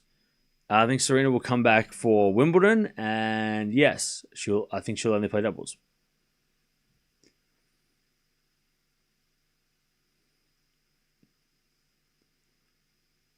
We need more grass tournaments. We need more weeks off.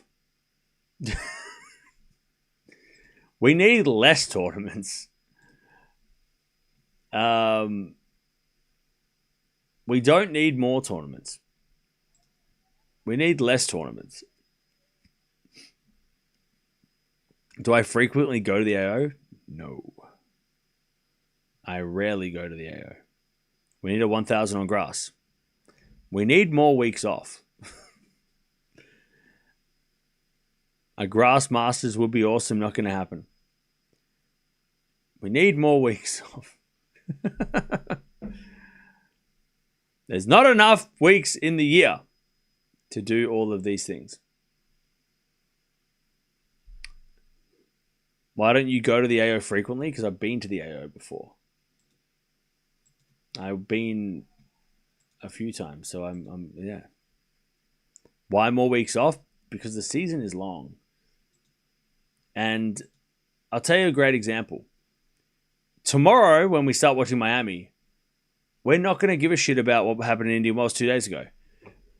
Or even more, the Australian Open, once that ends, we're on to the next one. Literally the next day. So I think we need more weeks off so that we can actually, once, take a rest, but also celebrate more than just 24 hours of these champions. You know, maybe you celebrated Alcaraz's win for a month, but the tennis world moved on literally the next day to Abu Dhabi. So I just think there just needs to be weeks after slams and there is sometimes actually on the men's side, there was a week after the slam this year we didn't have anything, but on the WTA, they went straight to Abu Dhabi, and we kind of were like, all right, good, great for Rybakina, but now we're watching Abu Dhabi, so we move on. I just think we need more weeks so we can do that, but also just for the fans, I think we all need forced breaks, because if there's no tennis to watch, then we can all just actually chill. Tennis is definitely the busiest sport.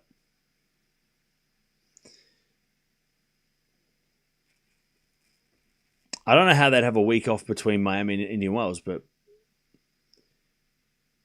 it does feel like it's a little rushed. Maybe they'll cancel the Dubai 1000 for the ladies? Nah. Oh, we can have both, just make Queens coming hella Masters. Yeah, Elena, it's not going to work. We've talked about this a million times, it's not going to work. That's not how it works. Draw's going to come out in 30 minutes, according to the internet. We've done well to get through this. I should have had a coffee. Oh, chat. You know what's this is not a good start, because also what's going to happen is it's going to rain tomorrow, and then tomorrow is going to be on and off delayed, and it's going to be really, really painful tomorrow. Yeah, it's going to really suck when it starts raining.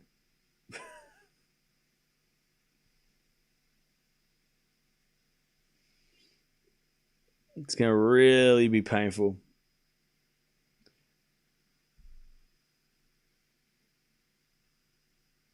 We are sitting and watching only tennis, but players are traveling more. Well, that's another thing, right? More weeks, more weeks off means less travel for players too. That's true. Good. That's a good thing for the players too. They get to have more relaxing times, hopefully. Do you have rain delay activities? I haven't had time. I thought tomorrow I'd have time to do it, but I haven't had time to really set up anything. I have a couple of ideas, but yeah. Oh, God, this is going to be a tough 2 weeks.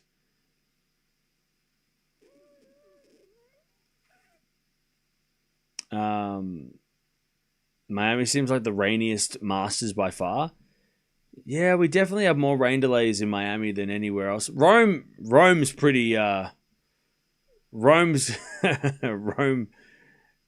is challenging for the title, but Rome are building a roof, so Miami without a roof is gonna, it's gonna be even more painful when Rome build their roof, and we can't complain about them anymore. Will Medvedev be competitive on clay? I have no idea. Maybe. Sometimes. Depends.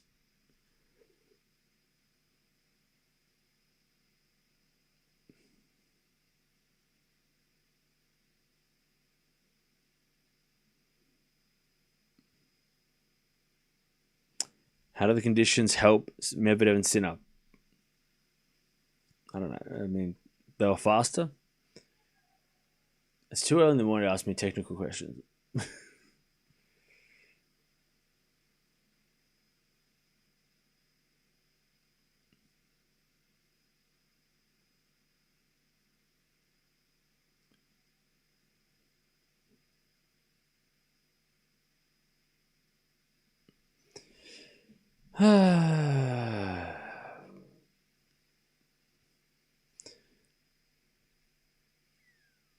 Sinner will win a clay Masters this year? Probably, yeah. I think so.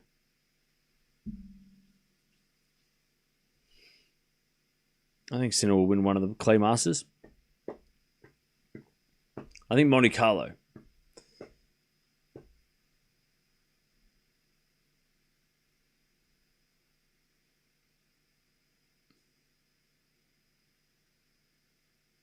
Was the draw not supposed to be done an hour and a half ago?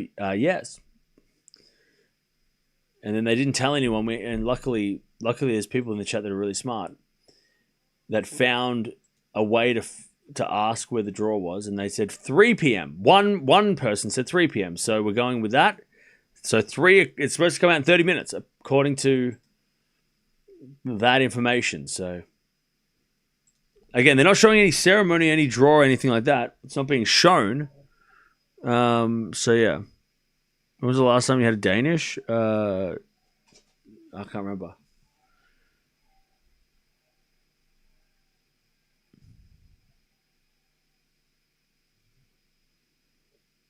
If Draper hadn't played Davis Cup, he could have used the protected ranking. Is that true? That's crazy. The problem with grass 1000s is that you can't play on grass at night without good lighting. Maybe, yeah. Yeah, that's actually a good point. I didn't even think of that. Yeah, do they really play on grass at night? I don't think they do. So you couldn't have a 1000 on grass because you wouldn't have enough time in the day to play. That's actually an interesting point. But then again, they played Wimbledon on... but then they did play Wimbledon without lights for decades and still got done. So maybe it's not that big of an issue. I mean, 2 weeks of grass as well, on grass. Yeah, the courts would be wrecked by the end of it. Look at Queen's Club. Now that's a combined event over 2 weeks. By the end of the 2 weeks, the courts are wrecked. Grass can't take it, you know?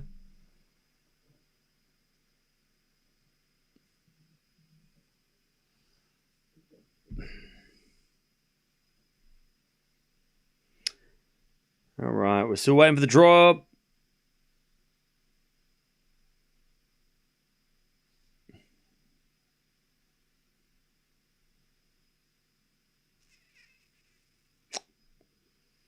We're still waiting. It's supposed to come out in 27 minutes. Thank you, everybody, for sticking around. I know this has been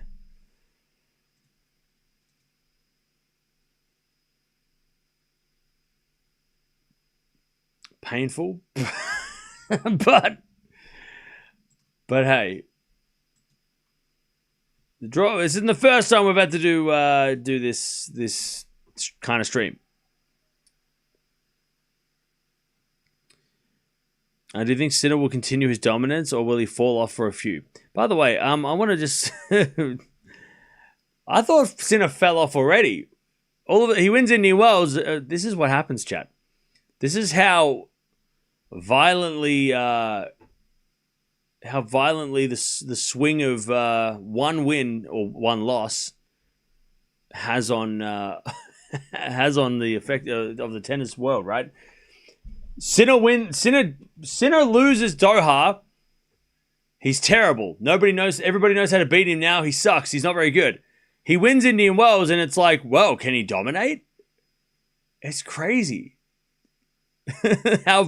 Literally 2 weeks ago, people were like, well, Sinner's not going to do anything. He's done.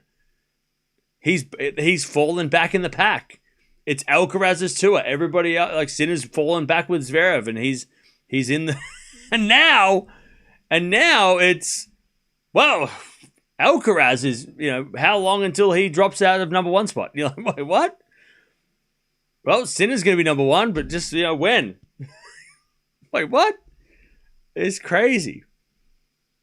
It's crazy how violently we did a U-turn. When I say we, I mean like it's a very loud, small group of people that do that.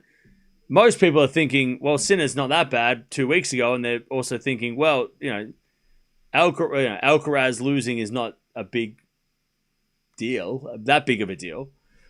It's just the extremes of the tennis fandom. It's become so reactionary, it's annoying. I mean, the world's reactionary, right? Do I have a life outside this channel?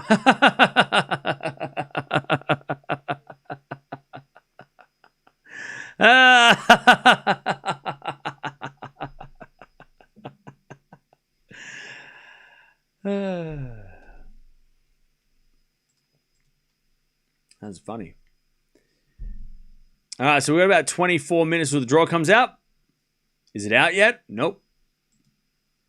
Don't worry, I'll tell you when somebody will tell me that, or I'll tell you. Don't worry. Don't you worry.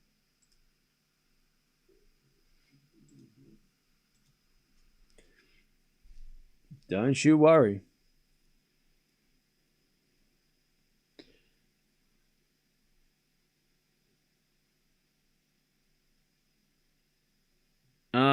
Do you think Sinner can catch Alcaraz or really be close before the Rome Open because 2,000 points separating them? Yeah, I think Miami and Monte Carlo are going to be the really important events for Sinner and for Alcaraz. Because remember, Alcaraz doesn't have any points to defend in Miami either. So Miami's going to be really important. If Alcaraz makes the semis and Sinner wins, then wins the final, then that helps Alcaraz for sure. Like, this is a big important week for Alcaraz's ranking to keep that distance. If he doesn't play well if he loses early, which I don't think he will, but if he does, then it gives Sinner a chance.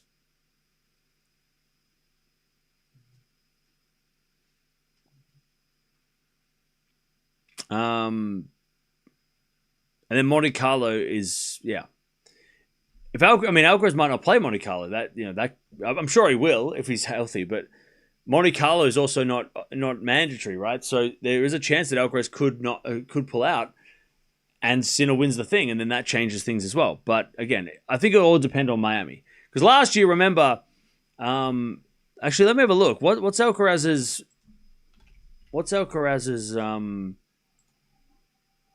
pattern of Miami to Monte Carlo? Because sometimes if he does well in Miami, does he play Monte Carlo? So last year he lost first round or second round Miami, and he had plenty of time to play Monte Carlo, and he played and won. 2024, he made the quarters of Miami, and then didn't play Monte Carlo, but he did have an injury that year, I think. 2023, he made the semis of Miami, didn't play Monte Carlo. 2022, he won Miami, played Monte Carlo, lost first round. So it depends on how he gets out of Miami, because 2021 he played Miami, but he lost first round Miami, and then didn't play Monte Carlo, but that was a bit more of an exclusive event. So yeah, he's only played Monte Carlo once after doing well in Miami. When he does well in Miami, the last 4 years, if he does bad in Miami, he plays Monte Carlo. If he does well in Miami, he hasn't played Monte Carlo. But again, it depends on how he gets out of Miami. If he comes out sore, or if he comes out with any sort of injury worry, he might skip Monte Carlo to go get ready for Barcelona, Madrid, Rome, right? So yeah.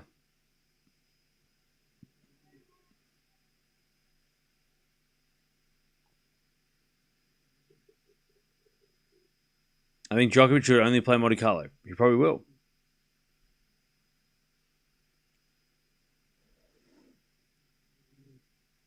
Um, 20 minutes. 20 minutes. Andreescu lost the first set. Yep. Oh, man.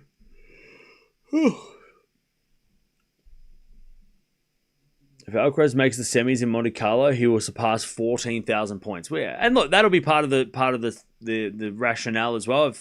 If he can afford to lose 1,000 points, let's say Sinner loses second round of Miami, and it keeps the pressure off Alcaraz, he might skip Monte Carlo if he doesn't need those points, But we'll see. Why do I think he will pull out of Monte Carlo and Sinner will play? No, I'm just saying that Monte Carlo is not... I'm not saying that I think Alcaraz is going to play out Monte Carlo. I'm saying that Monte Carlo is not mandatory, so there's the option if he needs it. I'm not saying he will, and I don't think he will. I'm sure as a defending champion, he'll want to play. But it's not mandatory, so he doesn't have to play. Which means that it could be an opportunity for Sinner to gain points. But again, that's a conversation for after Miami.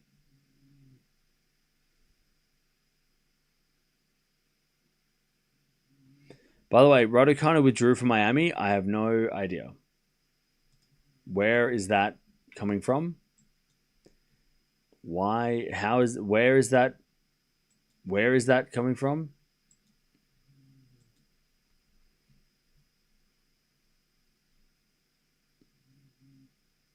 Let me have a look.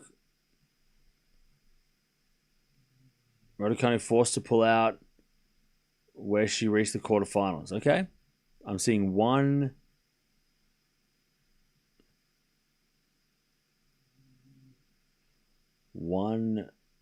source.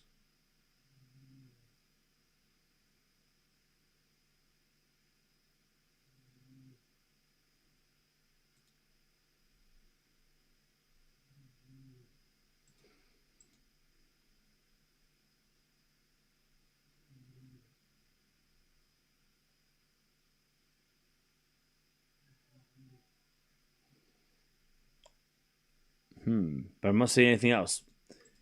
So wait and see. If that is the case, then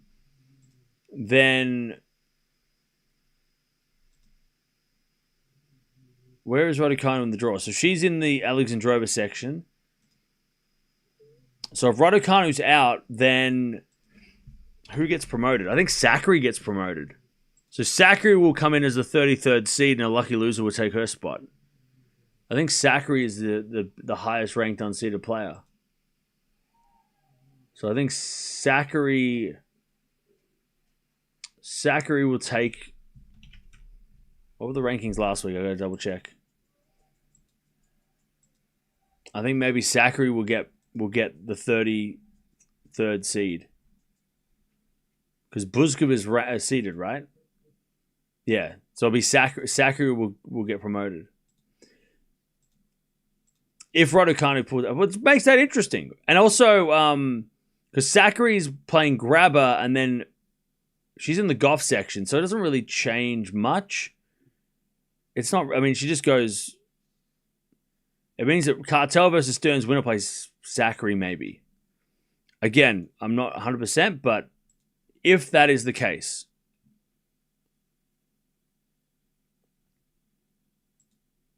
so if Raducanu pulls out, Sakkari probably takes her place. Again, that's my best guess. Miami Customer Service saying, we expect the draw to come out at no later than 4 p.m. Thank you. Not sure they even know what one draw is released. Oh, so you're getting told it was 4 p.m. Well, that was an hour ago, right? Wait, hang on. Wait, 4 p.m.'s in an hour? No. Did they change their mind again? Hang on, let me get back to it. Hang on. You say 4 p.m.? They keep changing they keep changing things. They said 3 p.m.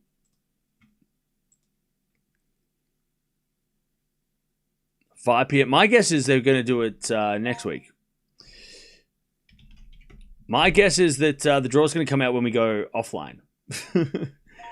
As long as we're live, they're not doing the draw. They're waiting for us to leave. They're like, haha, now you can have the draw. Oh, you got an email. Okay. They said it was 1 p.m. and then it was but then they said yeah.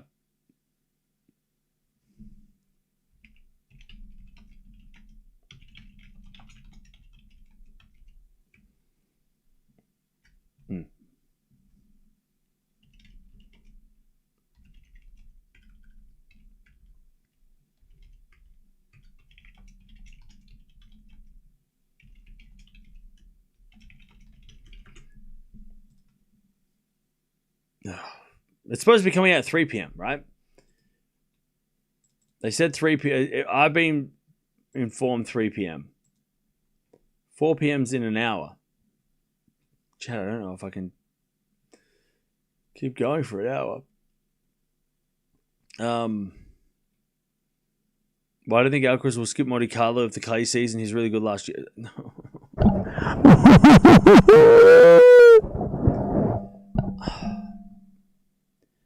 It's too early in the morning.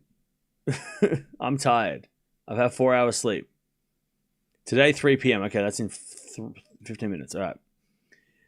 I didn't say that Alcaraz is going to not play Monte Carlo. I said that Monte Carlo is not mandatory. So there is an option, if he does well in Miami, for him not to play Monte Carlo. He doesn't have to play Monte Carlo if he doesn't want to. I'm not saying that he won't. I think he will. I'm sure he will. But he doesn't have to. There's a difference. Right? He doesn't have to play Monte Carlo. It's not mandatory.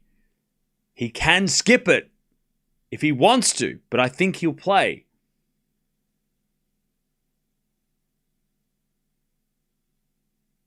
Go to sleep, Cam. Go for a different team. West Ham are not very good. Oh, that was harsh. You didn't deserve that. That was harsh. Up the Arsenal. That was harsh. I take that back. It's 6 a.m. I'm not going to sleep. Why are grown men triggered by Raducanu? I don't know. Why are you asking me? I don't. She doesn't get me annoyed. She doesn't trigger me, except when she stopped. There's the lack of effort on court sometimes is frustrating, but I don't know.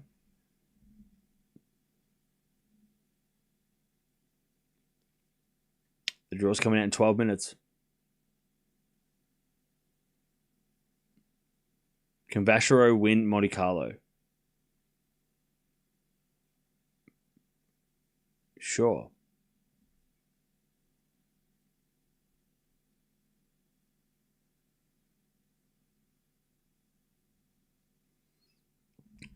Cilic better win a slam this year, or what? Or what? Better win a slam, or what? What are you going to do? What are you going to do about it? Sound like a threat. He better win He better win a slam. Or what? What are you going to do about it? What are you going to do about it? By the way, he's not going to win a slam. It'd be amazing if he did, but he's not.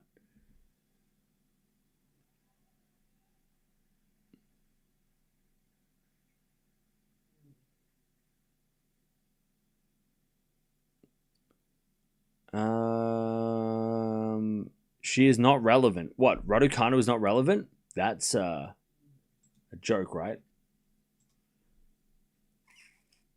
I'm just kidding. Oh, that's fine. You guys say just kidding straight after, so then I don't.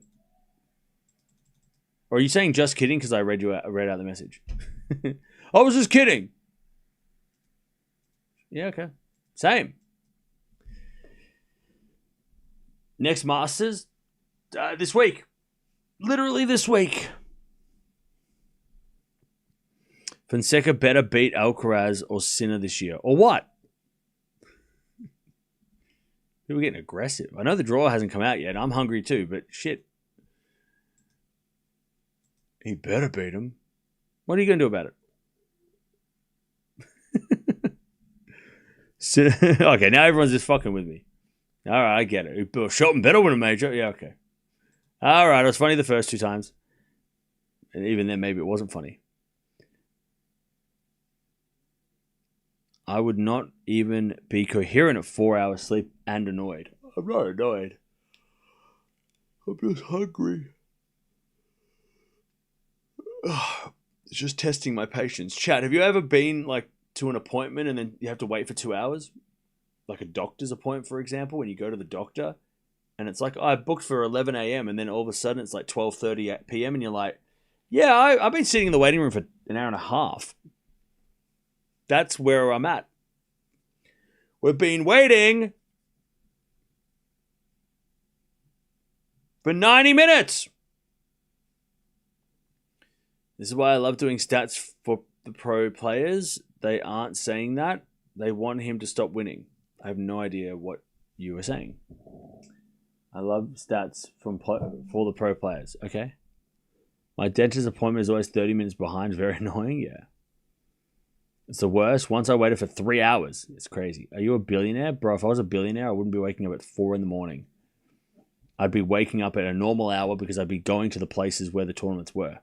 I'd be in Miami right now if I was a billionaire, bro. If you want to, though, you can donate to the channel. Every little bit counts, helps, and road to $1 billion. I'm kidding. Don't donate. Are you a millionaire? Bro, if I was a millionaire, I wouldn't be sitting at 4 in the morning waiting for a draw that's never going to come.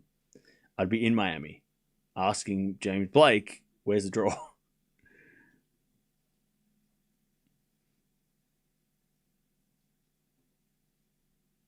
Have Alcaraz and Sinner and Djokovic making the semis of Roland Garros? Does Zverev make the 4? Maybe, yeah.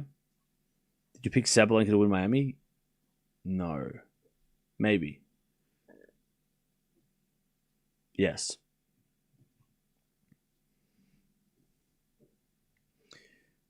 We should make random season predictions like last year while we wait. Nah, because the draw's gonna come out in like 5 minutes. I love anarchism. Oh, bro, it's too early to use big words. I know it's like, 4 in the afternoon in your world, but I'm fucking tired. Oh, it's a political thing? Boring. Boring. I like tennis. I love tennis. Do I like James Blake's music? Is that a joke? I don't know who that is. I haven't heard his music. I don't know who James Blake, the musician, is. I know who James Blunt is. Is that what you meant? I don't know who this is.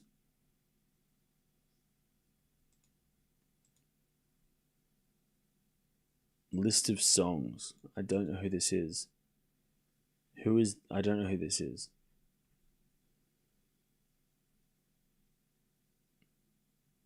Should I know who this is? A famous singer. Famous singer. I'm sorry. I'm unfamiliar with his work.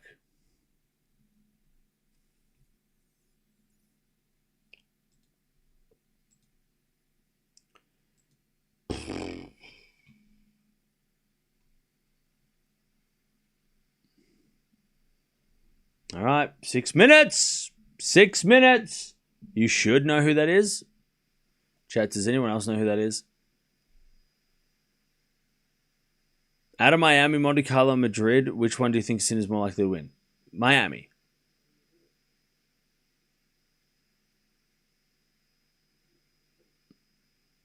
Are you 1 foot tall? Yes.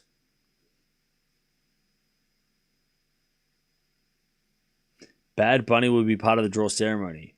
What, in 2020, 2030?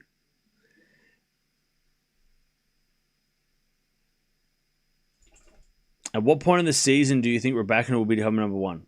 Probably Wimbledon?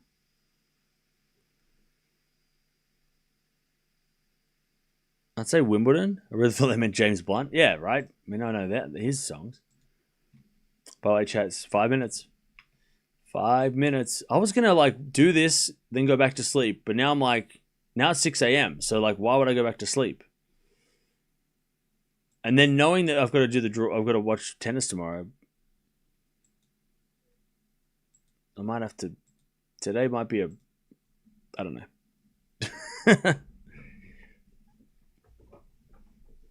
You can see the draw since yesterday. Yeah, that's the women's draw. We're talking about the men's draw, mate.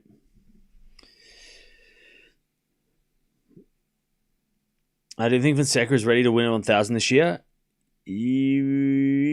Yes, but it's going to be tough. It is going to be tough. By the way, to the guy that goes for West Ham asking if I like poo, mate, you go for West Ham. Relax. It is time for breakfast. Who's your favorite player? I have many favorite players. But I can tell you who my favorite dog is. Hello! Oh, you right? This is the dog. By the way, chat, Mia's been living here for 4 years. Haven't you? Where is the drawer? Where's the drawer? Do you know where the drawer is? Can you find the drawer? Where's the drawer? You can tell. Where's the drawer? Where's the drawer? Where's the drawer? Where's the drawer? Good girl.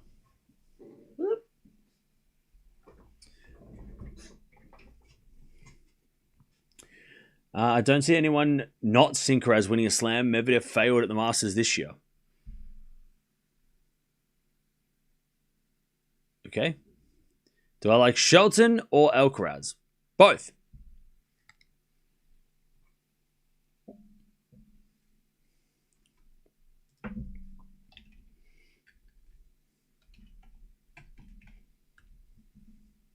Both.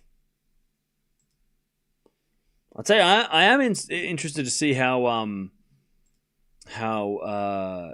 Shelton does this week in Miami.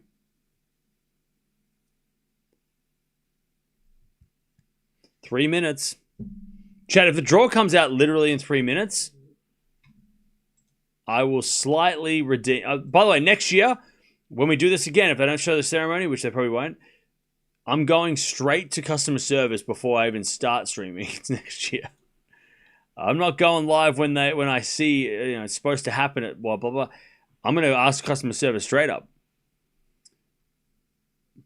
Paul Wawrinka last year on tour, no wild card. He didn't want to play though. He didn't want to play Indian Wells in Miami. So it's not like he didn't get a wild card. It's that he chose not to play. It's a difference. He would have got a wild card if he wanted to play. Can Mirra release the draw? No. I know she shares half a name with Miami, but she doesn't have any influence. How old's my dog? She is 4. Shelton Vachereau are the last 2 players to win on Masters 1000 outside of Sinkeraz. True, but there's also only been 2 1000s since then. So I mean, give everyone a chance. Do you think Rybakina is good enough to be number 1? Yeah, hell yeah. Of course. How long does the draw ceremony usually take? They're not going to do a ceremony because there won't be 0 minutes. It'll be upload the draw to the internet. That's how they're going to do it. There is no ceremony. There's a draw. Like, what do you call it? I mean, they do the draw, right? But there's no ceremony. So there's no, like, thing. They're going to just do it behind closed doors. They just upload it. And that's supposed to happen in a minute.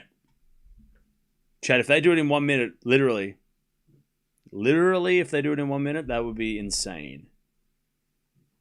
If they said 3 p.m. on the dot,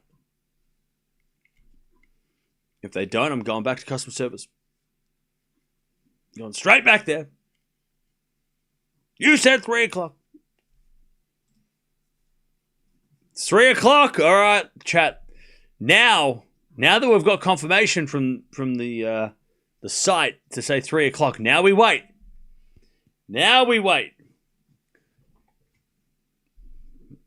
All right. We've been here for 2 hours already. It's flown. Yeah, please don't do that in the chat. I admire your optimism. Yeah, the draw is supposed to be out. Is it out? Literally? On the same time as they said it would? Send it to me or it's not real. Follow me on Twitter or it's not real.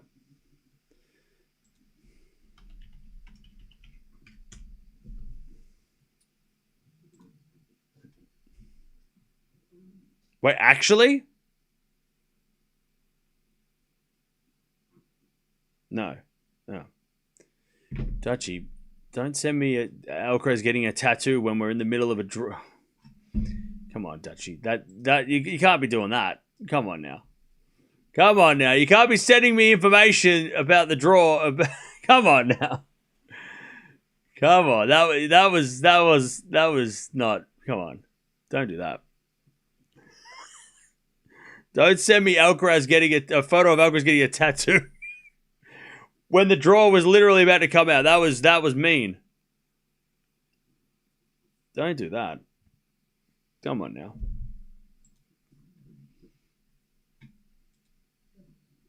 The only notification I want is... No! The draw is out! Oh my God, I've just seen the draw and it is crazy. The draw is out.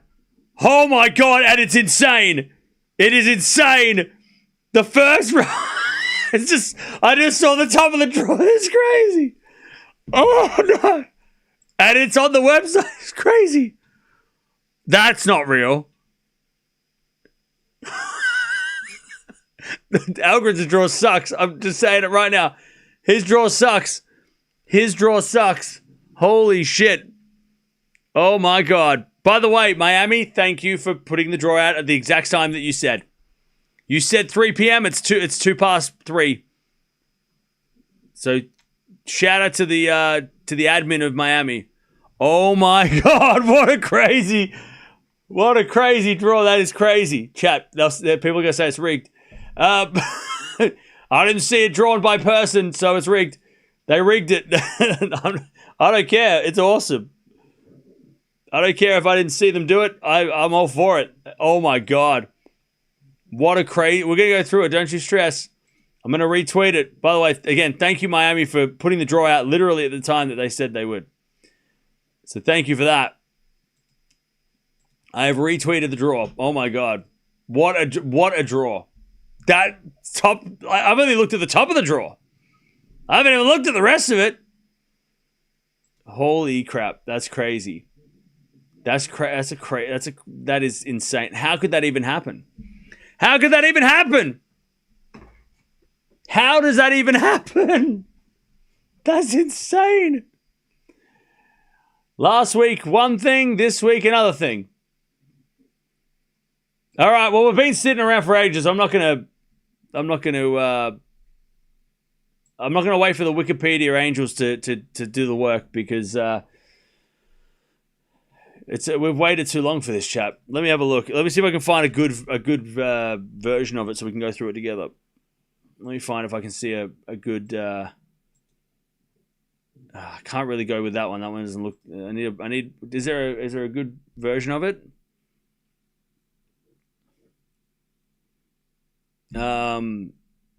Wow, what a crazy draw. So yeah, that is crazy.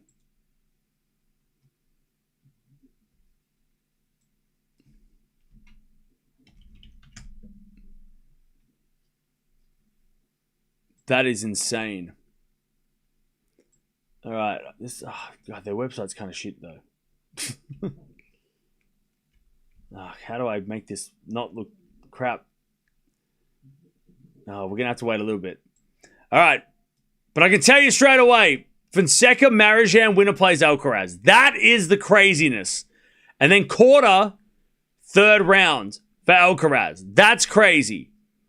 Alcaraz's draw kind of sucks. Actually, no, it absolutely sucks. Then you've got Hashanov in the fourth round for Alcaraz, maybe. Rude versus Hurkacz second round could be a thing. Draper is also in Alcaraz's section. Draper, Fritz third round. Okay. That's fun. That's very fun. A couple of qualies versus Musetti. Okay. Dimitrov, Kaboli second round. Okay. Berrettini, Bublik second round. Interesting. Demonor feast third round. Tsitsipas. Tsitsipas versus Demonor, winner plays feast.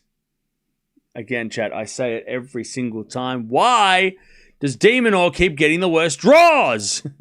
What did he do to you? Humbert Shelton third round. Okay.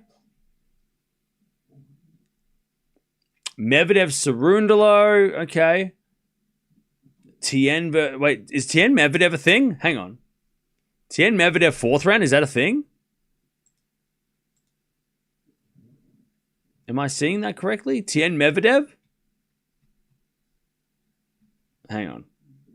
God, this website is so annoying. What am I looking at? Here we go. Zverev. Oh, Zverev Tien, fourth round. Medvedev quarterfinal with Tien. Shelton Medvedev fourth round. Okay. Menchik FAA fourth round. And then Sinner. So Zverev's got Sinner, which means Musetti's up the top with Alcaraz. So Alcaraz he avoids Zverev, but his first rounds are crazy. He's got the craziest first couple of rounds. So Sinner's got Jumher or a qualifier. Mahatch, Mute, winner plays Sinner. Maybe. Rublev Nori third round. Menchik Tiafo third round. All right.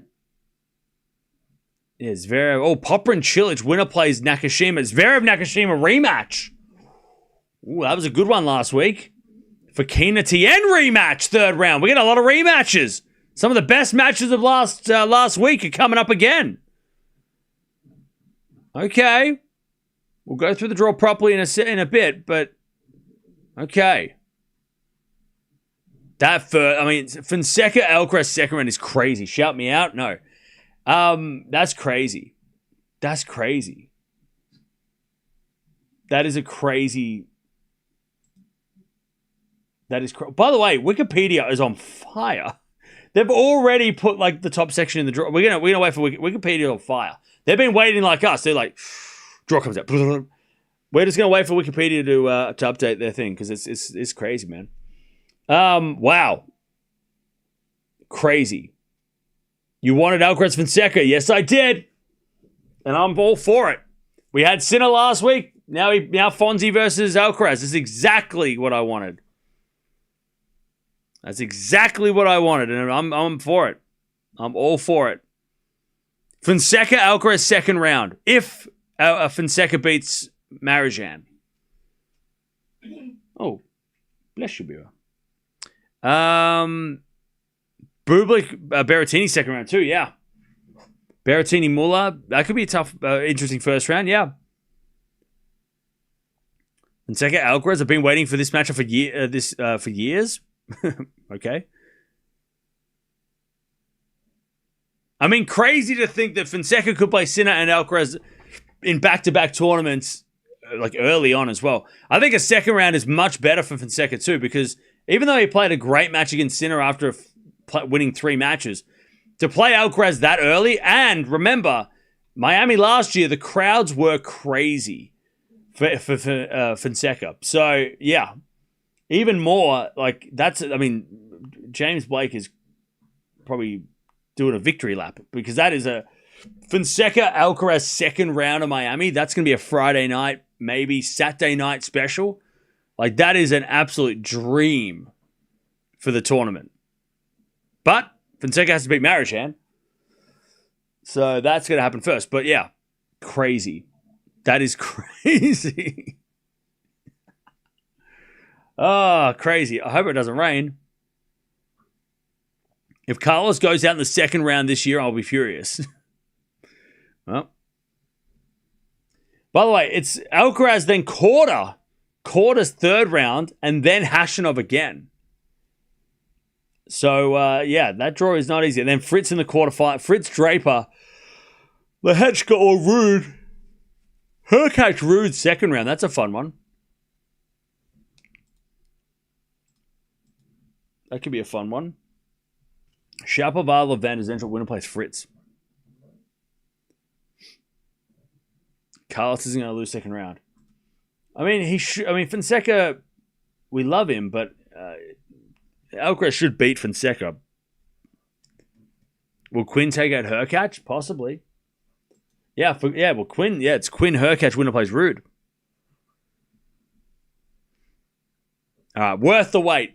By the way, again, shout out to the Miami admin for actually getting it on the dot. Like, we didn't even have to wait 5 minutes. They said 3 p.m. Bang, 3:01. It was uploaded. Like, shout out to the Miami admin. Now we just need to be told this in advance so we can be here on time, and not 2 hours early. Top half stacked. Oh yeah. Don't worry, we're going to go through it properly. I have retweeted it. Follow me on Twitter. I have retweeted it. But we will go through it properly. Just waiting for some updates. By the way, again, Wikipedia Angels are flying through the draw. They're doing a great job. Someone said that Carlos is coming off a loss is dangerous. Oh, yeah. What if Fonseca beats Alcaraz? Well, then the world will melt.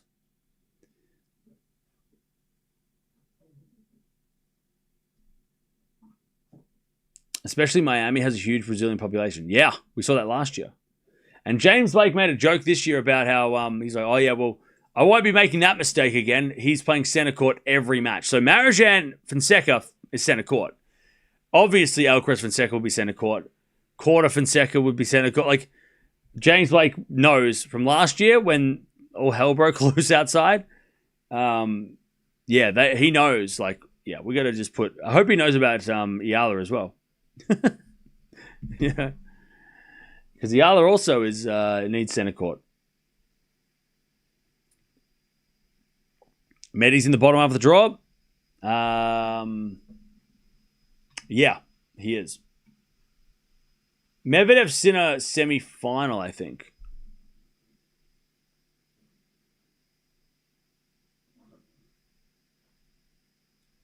First Foncaraz? We need another name. Alseca? I don't know. It's a work in progress. Yeah, we got. By the way, chat. So this is Miami to start the tournament. Fonseca versus Alcaraz second round potentially. Eala Swiatek third round potentially. Like that is going to be an insane weekend if we get those matches. So this is what might happen, right? Fonseca Marijan is on let's say Wednesday. They play Wednesday, for example.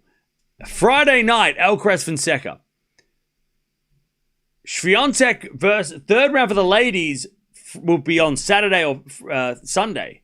So there's a possibility that they go Fonseca, Alcaraz, Eala, Swiatek all on the same day. That could happen. It could be Saturday, I think, when that could happen. Let me have a look at the tournament schedule. When do the second round and third round play? Because I know they play on this. Is it? Yeah, so Saturday or Sunday. No, sorry. Fonseca, Alcaraz, if it happens second round, could be Friday or Saturday. Swiatek, Eala could be Saturday or Sunday. There is a chance that on Saturday, they could stack the card with Alcaraz Fonseca and Eala Swiatek. And that would be like, I mean, if you are going to Miami, I would try and buy a ticket for that night session because you're going to get one of those two matches. And if you don't get either of those matches, then they've made a complete blunder because why would they not put one of those matches, potential matches on that court? I'd be getting a night session for Miami on Saturday night. Maybe get one on Friday night as like a what do you call it? As a like an insurance, because just in case they put, Friday nights Fonseca and Alcaraz. But yeah, I'd be getting a ticket to that. And tickets are $80 for a night match for that night. I'd be spending $80 because you might get those two matches back to back. I'd be getting a night session. $80, worth it. For those two matches, worth it. And maybe get the Friday night just in case Alcaraz and Fonseca play on Friday night instead. But yeah, you'd be very unlucky if they went Friday night, Sunday, which would be stupid for the tournament to do that. But yeah, Swiatek, Eala, Alcaraz, Fonseca. By the way, it's more likely they are going to play on the same day because the top half of the men and the bottom half of the ladies play at the same time. So there's much more likely chance that that's going to happen. So yeah. I don't think they put Alcaraz on Friday. Wait, do you know this? Oh no, you're speculating. Okay, just like I am. So you don't know this. Okay, nobody knows this. We don't know when the top half is playing. But again, I would be getting a Saturday night ticket because we could potentially be getting that. We could. You're at least going to get one of those matches if it happens, right? Obviously, if it happens. But holy shit, like that might be the day of the year, the best day. Like that is crazy. Crowd's going to be nuts, right? We know the Eala crowds are crazy. We saw the Brazilian crowds last year are crazy. Also, remember how they put Fonseca Eala back to back at Indian Wells, right? Unfortunately, the second match didn't live up to the hype, but they did that in Indian Wells. They did the Fonseca Eala back to back. So Miami might do the same, and Miami might be even crazier. Because Indian Wells were kind of tame in comparison. Crazy. We're going to go through the draw in a second. It's almost fully up to date. And then we'll go through it because we have some crazy matches. Rybakina Kostruk also fun. Oh, yeah. Yeah, I'm just saying that like those two matches are worth. But like, yeah, there's a bunch of matches you could watch as well. I think the tournament... Look, I could see the tournament trying to split those matches apart because they would want to spread like, okay, we'll put Alcaraz and Fonseca Friday night. We'll put Swiatek and Eala on Saturday night. So that way they've got like blockbuster matches both nights. I could understand the tournament trying to do that, but it depends on how they do the... If tomorrow the bottom half of the draw for the ladies is on, then... So bottom half of the ladies tomorrow... would mean, what would that mean? Thursday, Saturday would be Swiatek Eala. But if the top half is tomorrow, then then Sunday would be Eala versus Swiatek, if it happens. Yeah, so we just got to, maybe hold off on the ticket. I mean, you might not get one though, because people are going to be buying those tickets up because the potential of what could happen. But yeah, I mean, I would be buying tickets to that. It's always a risk, but it's worth it, because if you see those matches, they're going to be crazy.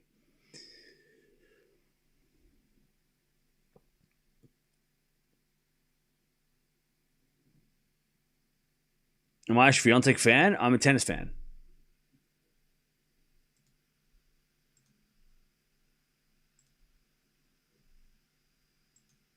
All right. We're going to go through the draw in a minute. I have retweeted it. If you want to go check it out, go check it out. I think Sakkari replaces Raducanu as a seed. We did this work before. I think Sakkari might get promoted to 32nd seed. I don't think they reorganize the draw. I think they'll just replace Raducanu. I don't think everybody gets bumped up. I think they'll just replace her straight up. Because the tournament hasn't started, so it won't be a lucky loser. They only do lucky losers. They only replace with a lucky loser if the tournament starts, like the main draw. The main draw starts, they take out they replace somebody with a lucky loser. But there hasn't been one yet. So it should be Sakkari getting a promotion. Bianca's gone 3, nice. Yeah, Raducanu loses the quarterfinals from quarterfinal points too, yeah. It's kind of brutal. That is brutal. All right, chat. Let's get it. We've been waiting long enough. 2.5 hours for this. All right, so the draw for Miami has just come out for the men, and it is crazy. There are some insane first and second round potential matchups. Let's get to the draw list, because we actually have some big names that are not playing.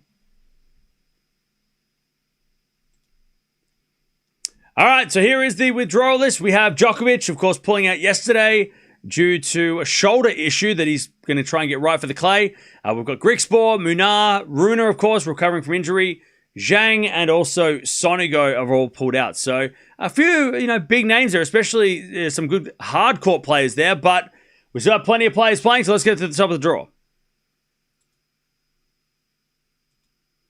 All right, so top of the draw, 32 seeds. Every seed gets a bye in the first round. Alcaraz, number 1 seed, trying to come in and win Miami after losing in the semis of Indian Wells. He's going to play Marozsan or Fonseca second round. Already, crazy draw. Fonseca, Alcaraz second round is on the cards. We just saw Fonseca play Sinner as well, so that's insane. Then you've got Pirikar versus Carabelli. Winner plays the number 32 seed quarter in the second round.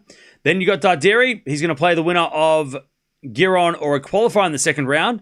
Then you got Duckworth versus Batista Agut. Winner of that will take the 14th seed Hashanov in the second round. Tough draw. Very tough draw for Alcaraz. Fonseca, Marozsan. We know Marozsan, he's been a problem for Alcaraz at times. Now, he's beaten him once, but that was a long time ago.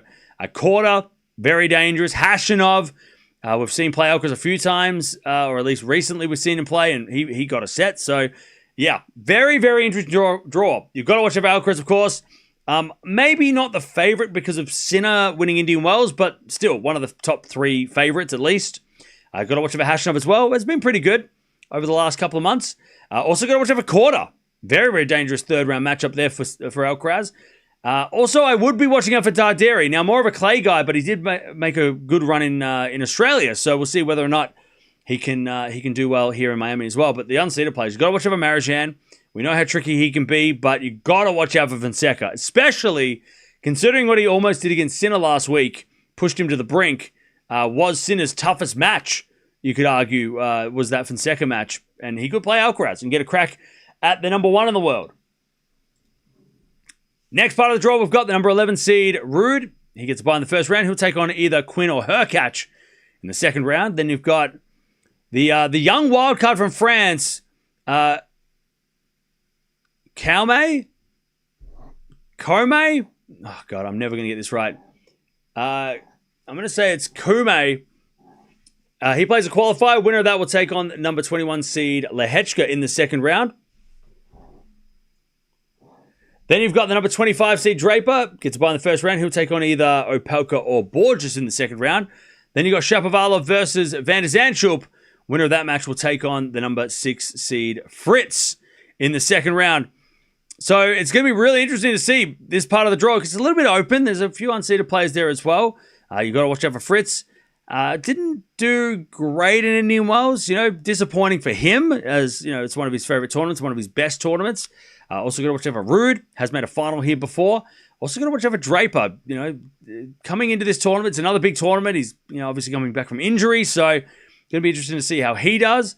But the unseeded players, you've got to watch out for Hurkacz. He's won this tournament before. He had a great start to the year. He hasn't been great lately, but definitely got to watch out for him. Got to watch out for Opelka as well. On these courts, could be really, really dangerous with that serve. And also Shapovalov. We've seen, at times this year, he has been pretty dangerous. So definitely got to watch out for Shapo as well in this section. Next part of the draw, we've got the number 4 seed Musetti. Gets a bye in the first round. He'll take on a qualifier in the second round because we've got 2 qualifiers going at it. Then we've got Bergs taking on Brooksby. Winner of that match will take on the number 29 seed Echeverry in the second round. Then you've got the number 22 seed Paul. He'll take on either Zhang or Manarino in the second round. Then you've got Collignon taking on Dimitrov. Winner of that match will take on the number 13 seed Caboli in the second round. Interesting draw. Mainly because Musetti, still coming back from injury, that injury that he got in Australia. Got promoted to the 4th seed after Djokovic withdrew. Caboli, Paul, very interesting. So you got to watch out for Musetti, got to watch out for Caboli, the 2 Italians in this section.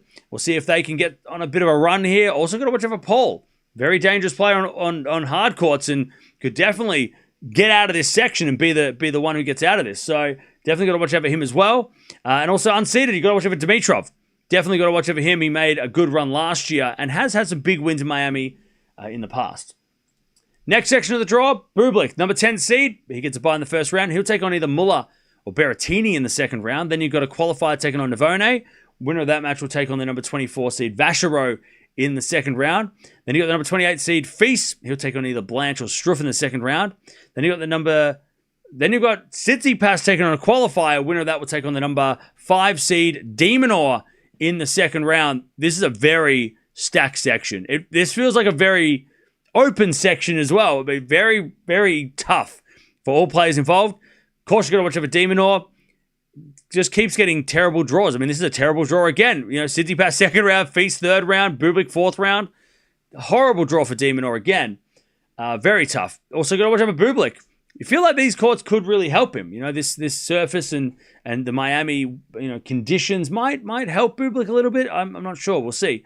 Also got to watch out for Vachereau and Feast.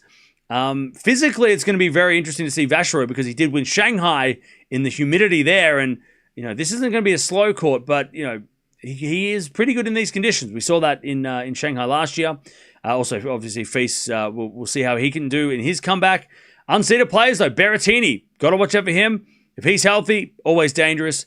And Tsitsipas, unseeded player. Very hard to get used to that he's unseeded, but he could be playing Demonor in a banger second round match.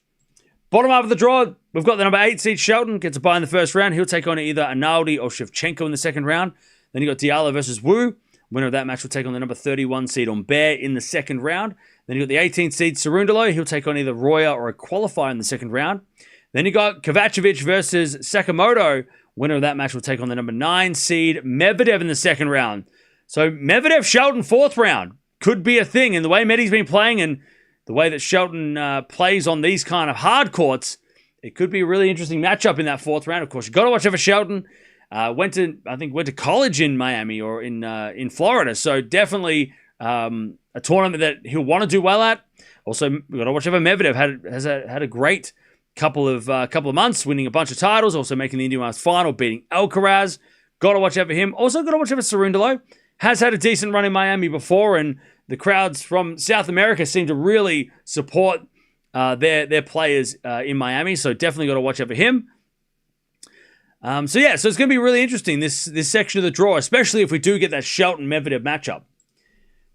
Next part of the draw, we've got the number 16 seed, Davidovich-Fokina. He'll take on either Alice or a qualifier in the second round. Then you got Myshak versus Kecmanovic. Winner of that match will take on the number 20 seed, Tien, in the second round. Then you got the 27th seed, Nakashima. He'll take on either Cilic or Popyrin in the second round. That is a crazy first-round matchup. Then you got Dam taking on Fernley. Winner of that match will take on the number 3 seed, Zverev, in the second round. So there's a couple of potential matchups or rematches that we saw from Indian Wells. Fokina and Tien, they played a banger match, a crazy match over in Indian Wells. And also Nakashima and Zverev played a very good match, a very long match in Indian Wells too. So possibly rematches in the third rounds of those. But you got to watch over Zverev.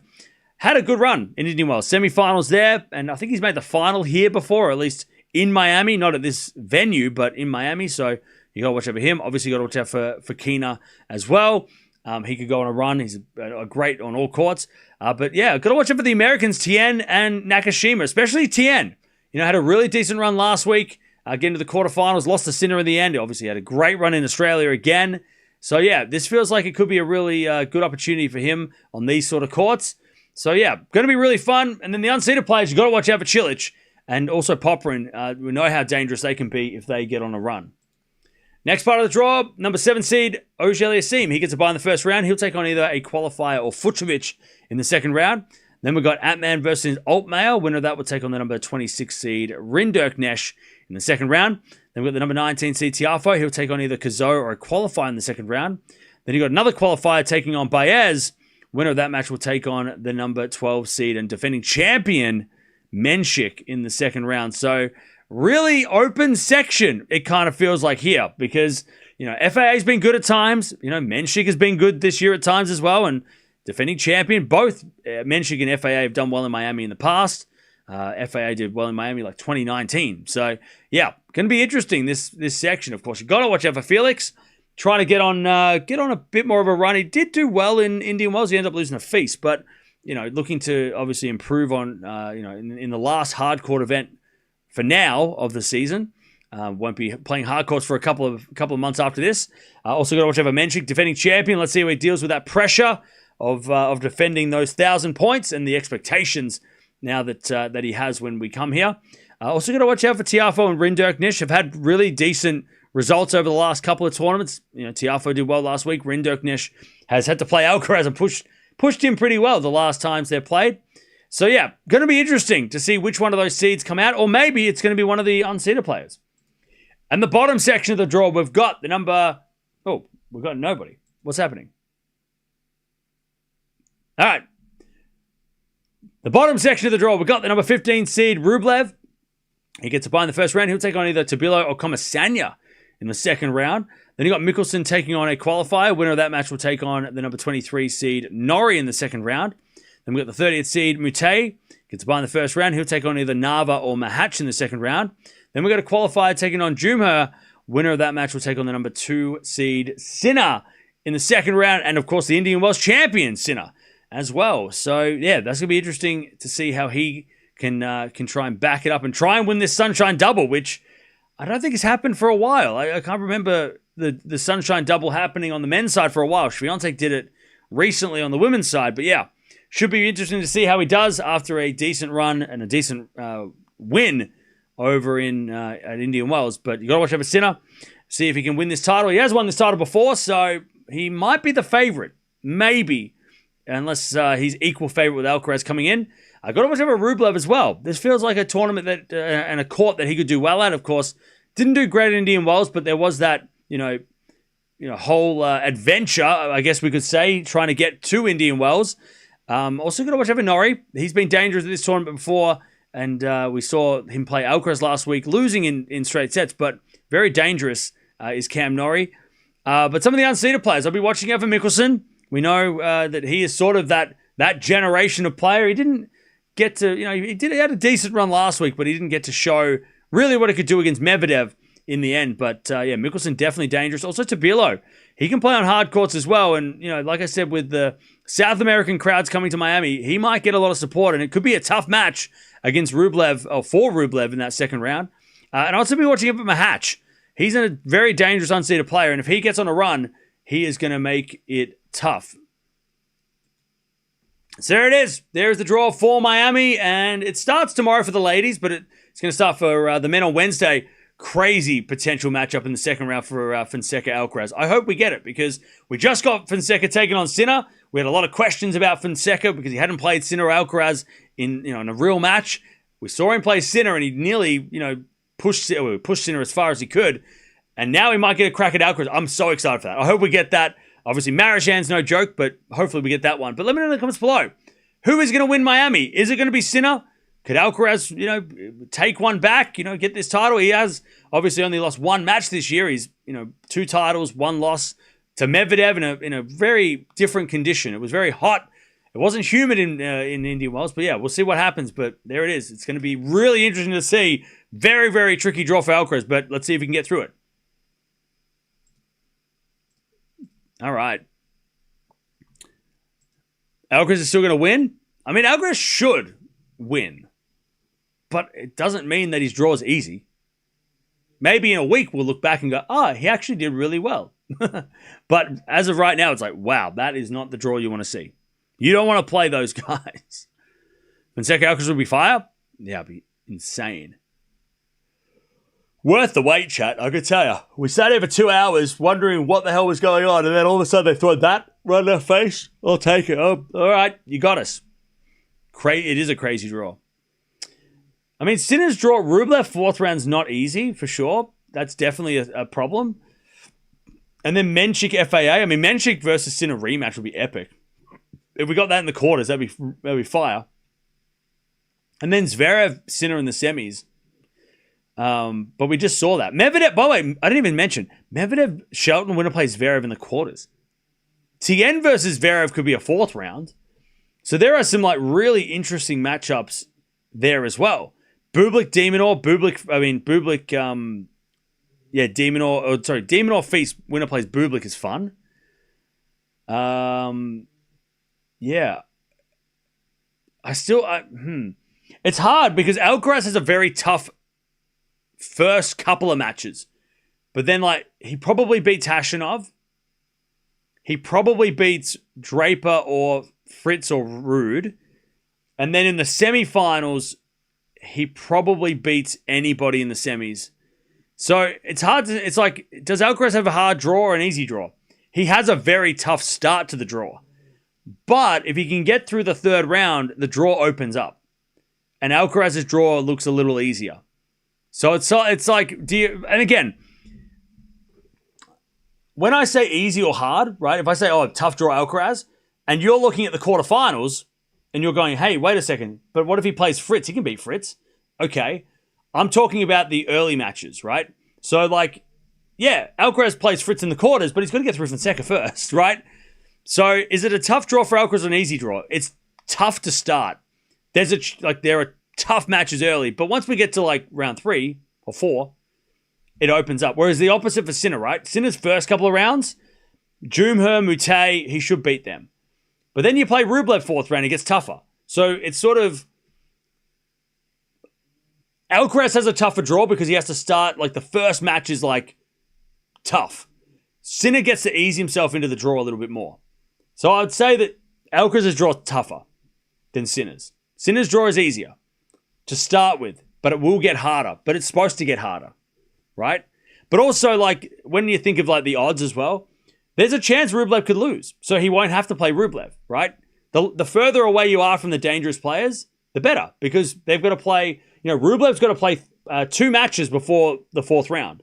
There's 2 matches there that Rublev could lose. So Sinner doesn't have to play him, right? Quarterfinals against Menchik or FAA, they could lose because they're, it's far away. Whereas on the men's side, on the Alcaraz side, Alcaraz has to play Marichan or Fonseca, right? He can't avoid them. He has to play one of them. And then unless Pirikar or Carabelli beat Korda, he has to play Korda, and the odds are very likely he plays Korda. So his draw, therefore, I think his draw is tougher, right? Does that make sense? Does that explain why I say these things? I don't just say tough draw Alcaraz, that first round sucks. No. Does that make sense, though? I mean, de Minaur has the worst draw, but he always gets the worst draw. It's not fair. Yeah, I just saw that there's a lot of withdrawals from the ladies' side. Cartel pulled out. Joint pulled out. Yeah, a lot of players withdrew. Raducanu's out. Yeah. Berrettini, where's he? He goes, plays Muller, winner plays Bublik. That's what I always thought you meant. Yeah, because people like, and look, I get it. People are going to disagree, and I'm not trying to, I want you to disagree. I don't want, like, if you think, no, Cam, Alcaraz's draw is fine, that's great. Again, this is all like, when I say easy draw, there's no right or wrong answer. We're just looking at it from a different way. If you're like, oh, Alcaraz's draw is better, or it's easier. Okay. I mean, I disagree, but I can see where you're coming from if you're thinking, like, if he can get through the first round, it's easier. But the first rounds are tougher than Sinner. Sinner makes the draw look... But that's another thing, right? Sinner does make the draw look easy. And we used to say this about Djokovic all the time. Is it an easy draw, or does the player who has that draw make it look easy? Like, I always base things on matchups too. So I'm like, well, if Sinner plays Mute, Sinner wins in straights, right? If Sinner plays Norrie, it's probably easier than if he plays Rublev. Like, I kind of base it off that instead of just being like, oh, well, this guy's going to play this guy 100% and lose. Like, Alcaraz's draws are easy? Wait, are you saying wait, what? Carlos has to make the final, otherwise the title will be scammed. Wait, what? It's an easy draw, stop playing. Who's an easy draw? What's an easy draw? I love your takes. It's great to have people to debate things with. Yeah, exactly. And look, I know I'm going to make this video and people are going to be like, Cam, what are you talking about? Alcaraz's draw is not hard at all. Sinner has an easy draw. I agree. I think Sinner does have an easy draw. Also, when I'm saying easy, I'm saying easier than Alcaraz. Like, that's always the comparison too. When I'm like, oh, Alcaraz tough draw, Sinner easy draw, compared to each other. Compared to de Minaur, Alcaraz's draw is much better. Compared to Demon, who's playing killers. So it just depends on what point of view you're looking from too. You're like, well, Musetti has a tough draw. It's tougher than Alcaraz. Yeah, okay, yeah, I get that. But I'm comparing Sinner and Alcaraz, right? Because that's who we're comparing. Who's going to win the title? They're the two guys, right? So Sinner's draw is easier than Alcaraz, right? Shelton's got a very easy draw. Does he, though? Humbert third round is not easy. Medvedev fourth round is hella tough. What are you talking about? Shelton draw is very easy. What? Was that a typo? Did you mean somebody else? Shelton's draw is not easy.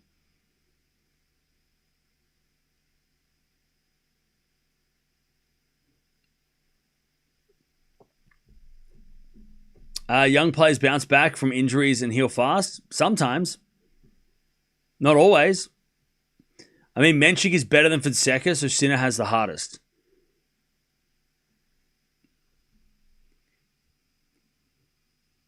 Again, I mean, I disagree with that, but that's not, I mean, you're assuming that Menchik makes the quarters. So, like, I mean, yeah, maybe. Like, Fonseca is better than, Menchik's better than, yeah, so, okay. But, like, it's much more likely that Alcaraz has to play Fonseca than it is more likely that Sinner plays Menchik, though. See, this is where I just can't agree with the chances. There's a 50-50 chance that Alcaraz plays Fonseca, right? If it was Menchik plays somebody, winner plays Sinner, totally would be like, okay, Menchik for Sinner is maybe harder than Fonseca for Alcaraz right now. But Menchik's in a quarterfinal. That's so far away. So, like, the chances of Menchik Sinner playing is so far away compared to Alcaraz Fonseca, which is like one match away, right? The winners of that, if he beats Marozsan, it's a thing. I mean, Menchik has to get through Tiafoe. He has to get through Felix Auger-Aliassime. Sinner has to get through Rublev potentially. Like this, it's just Menchik and Sinner is so far off into the distance that to say that Sinner's draw is harder because of that, I'm like, no, he's got an easy draw because he doesn't have to worry about that guy in the second round. Like Alcaraz has to worry about Fonseca tomorrow. You know, like, right? So I don't think you might be right. You might be onto like, you know, yeah, Menchik is maybe tougher for Sinner, but the likelihood they're going to play is way off into the distance. So I think Alcaraz's draw is way harder for that reason. Alcaraz may have Fonseca, Korda, Khachanov, Draper. That is tough as you can get until the quarters. I agree. I mean, we've just seen Khachanov push Alcaraz in Doha. We've seen Draper beat Alcaraz. Fonseca just nearly took Sinner out. Korda's always dangerous, and he's also, if he's healthy and confident, scary. So yeah, I fully agree with all of those things. Who you got, Fonseca or Marozsan? Fonseca. He has to worry about Fonseca Friday. Alcaraz is practicing as we see this, by the way. Oh, really? He's practicing while the draw's out. He's like, I haven't even seen it.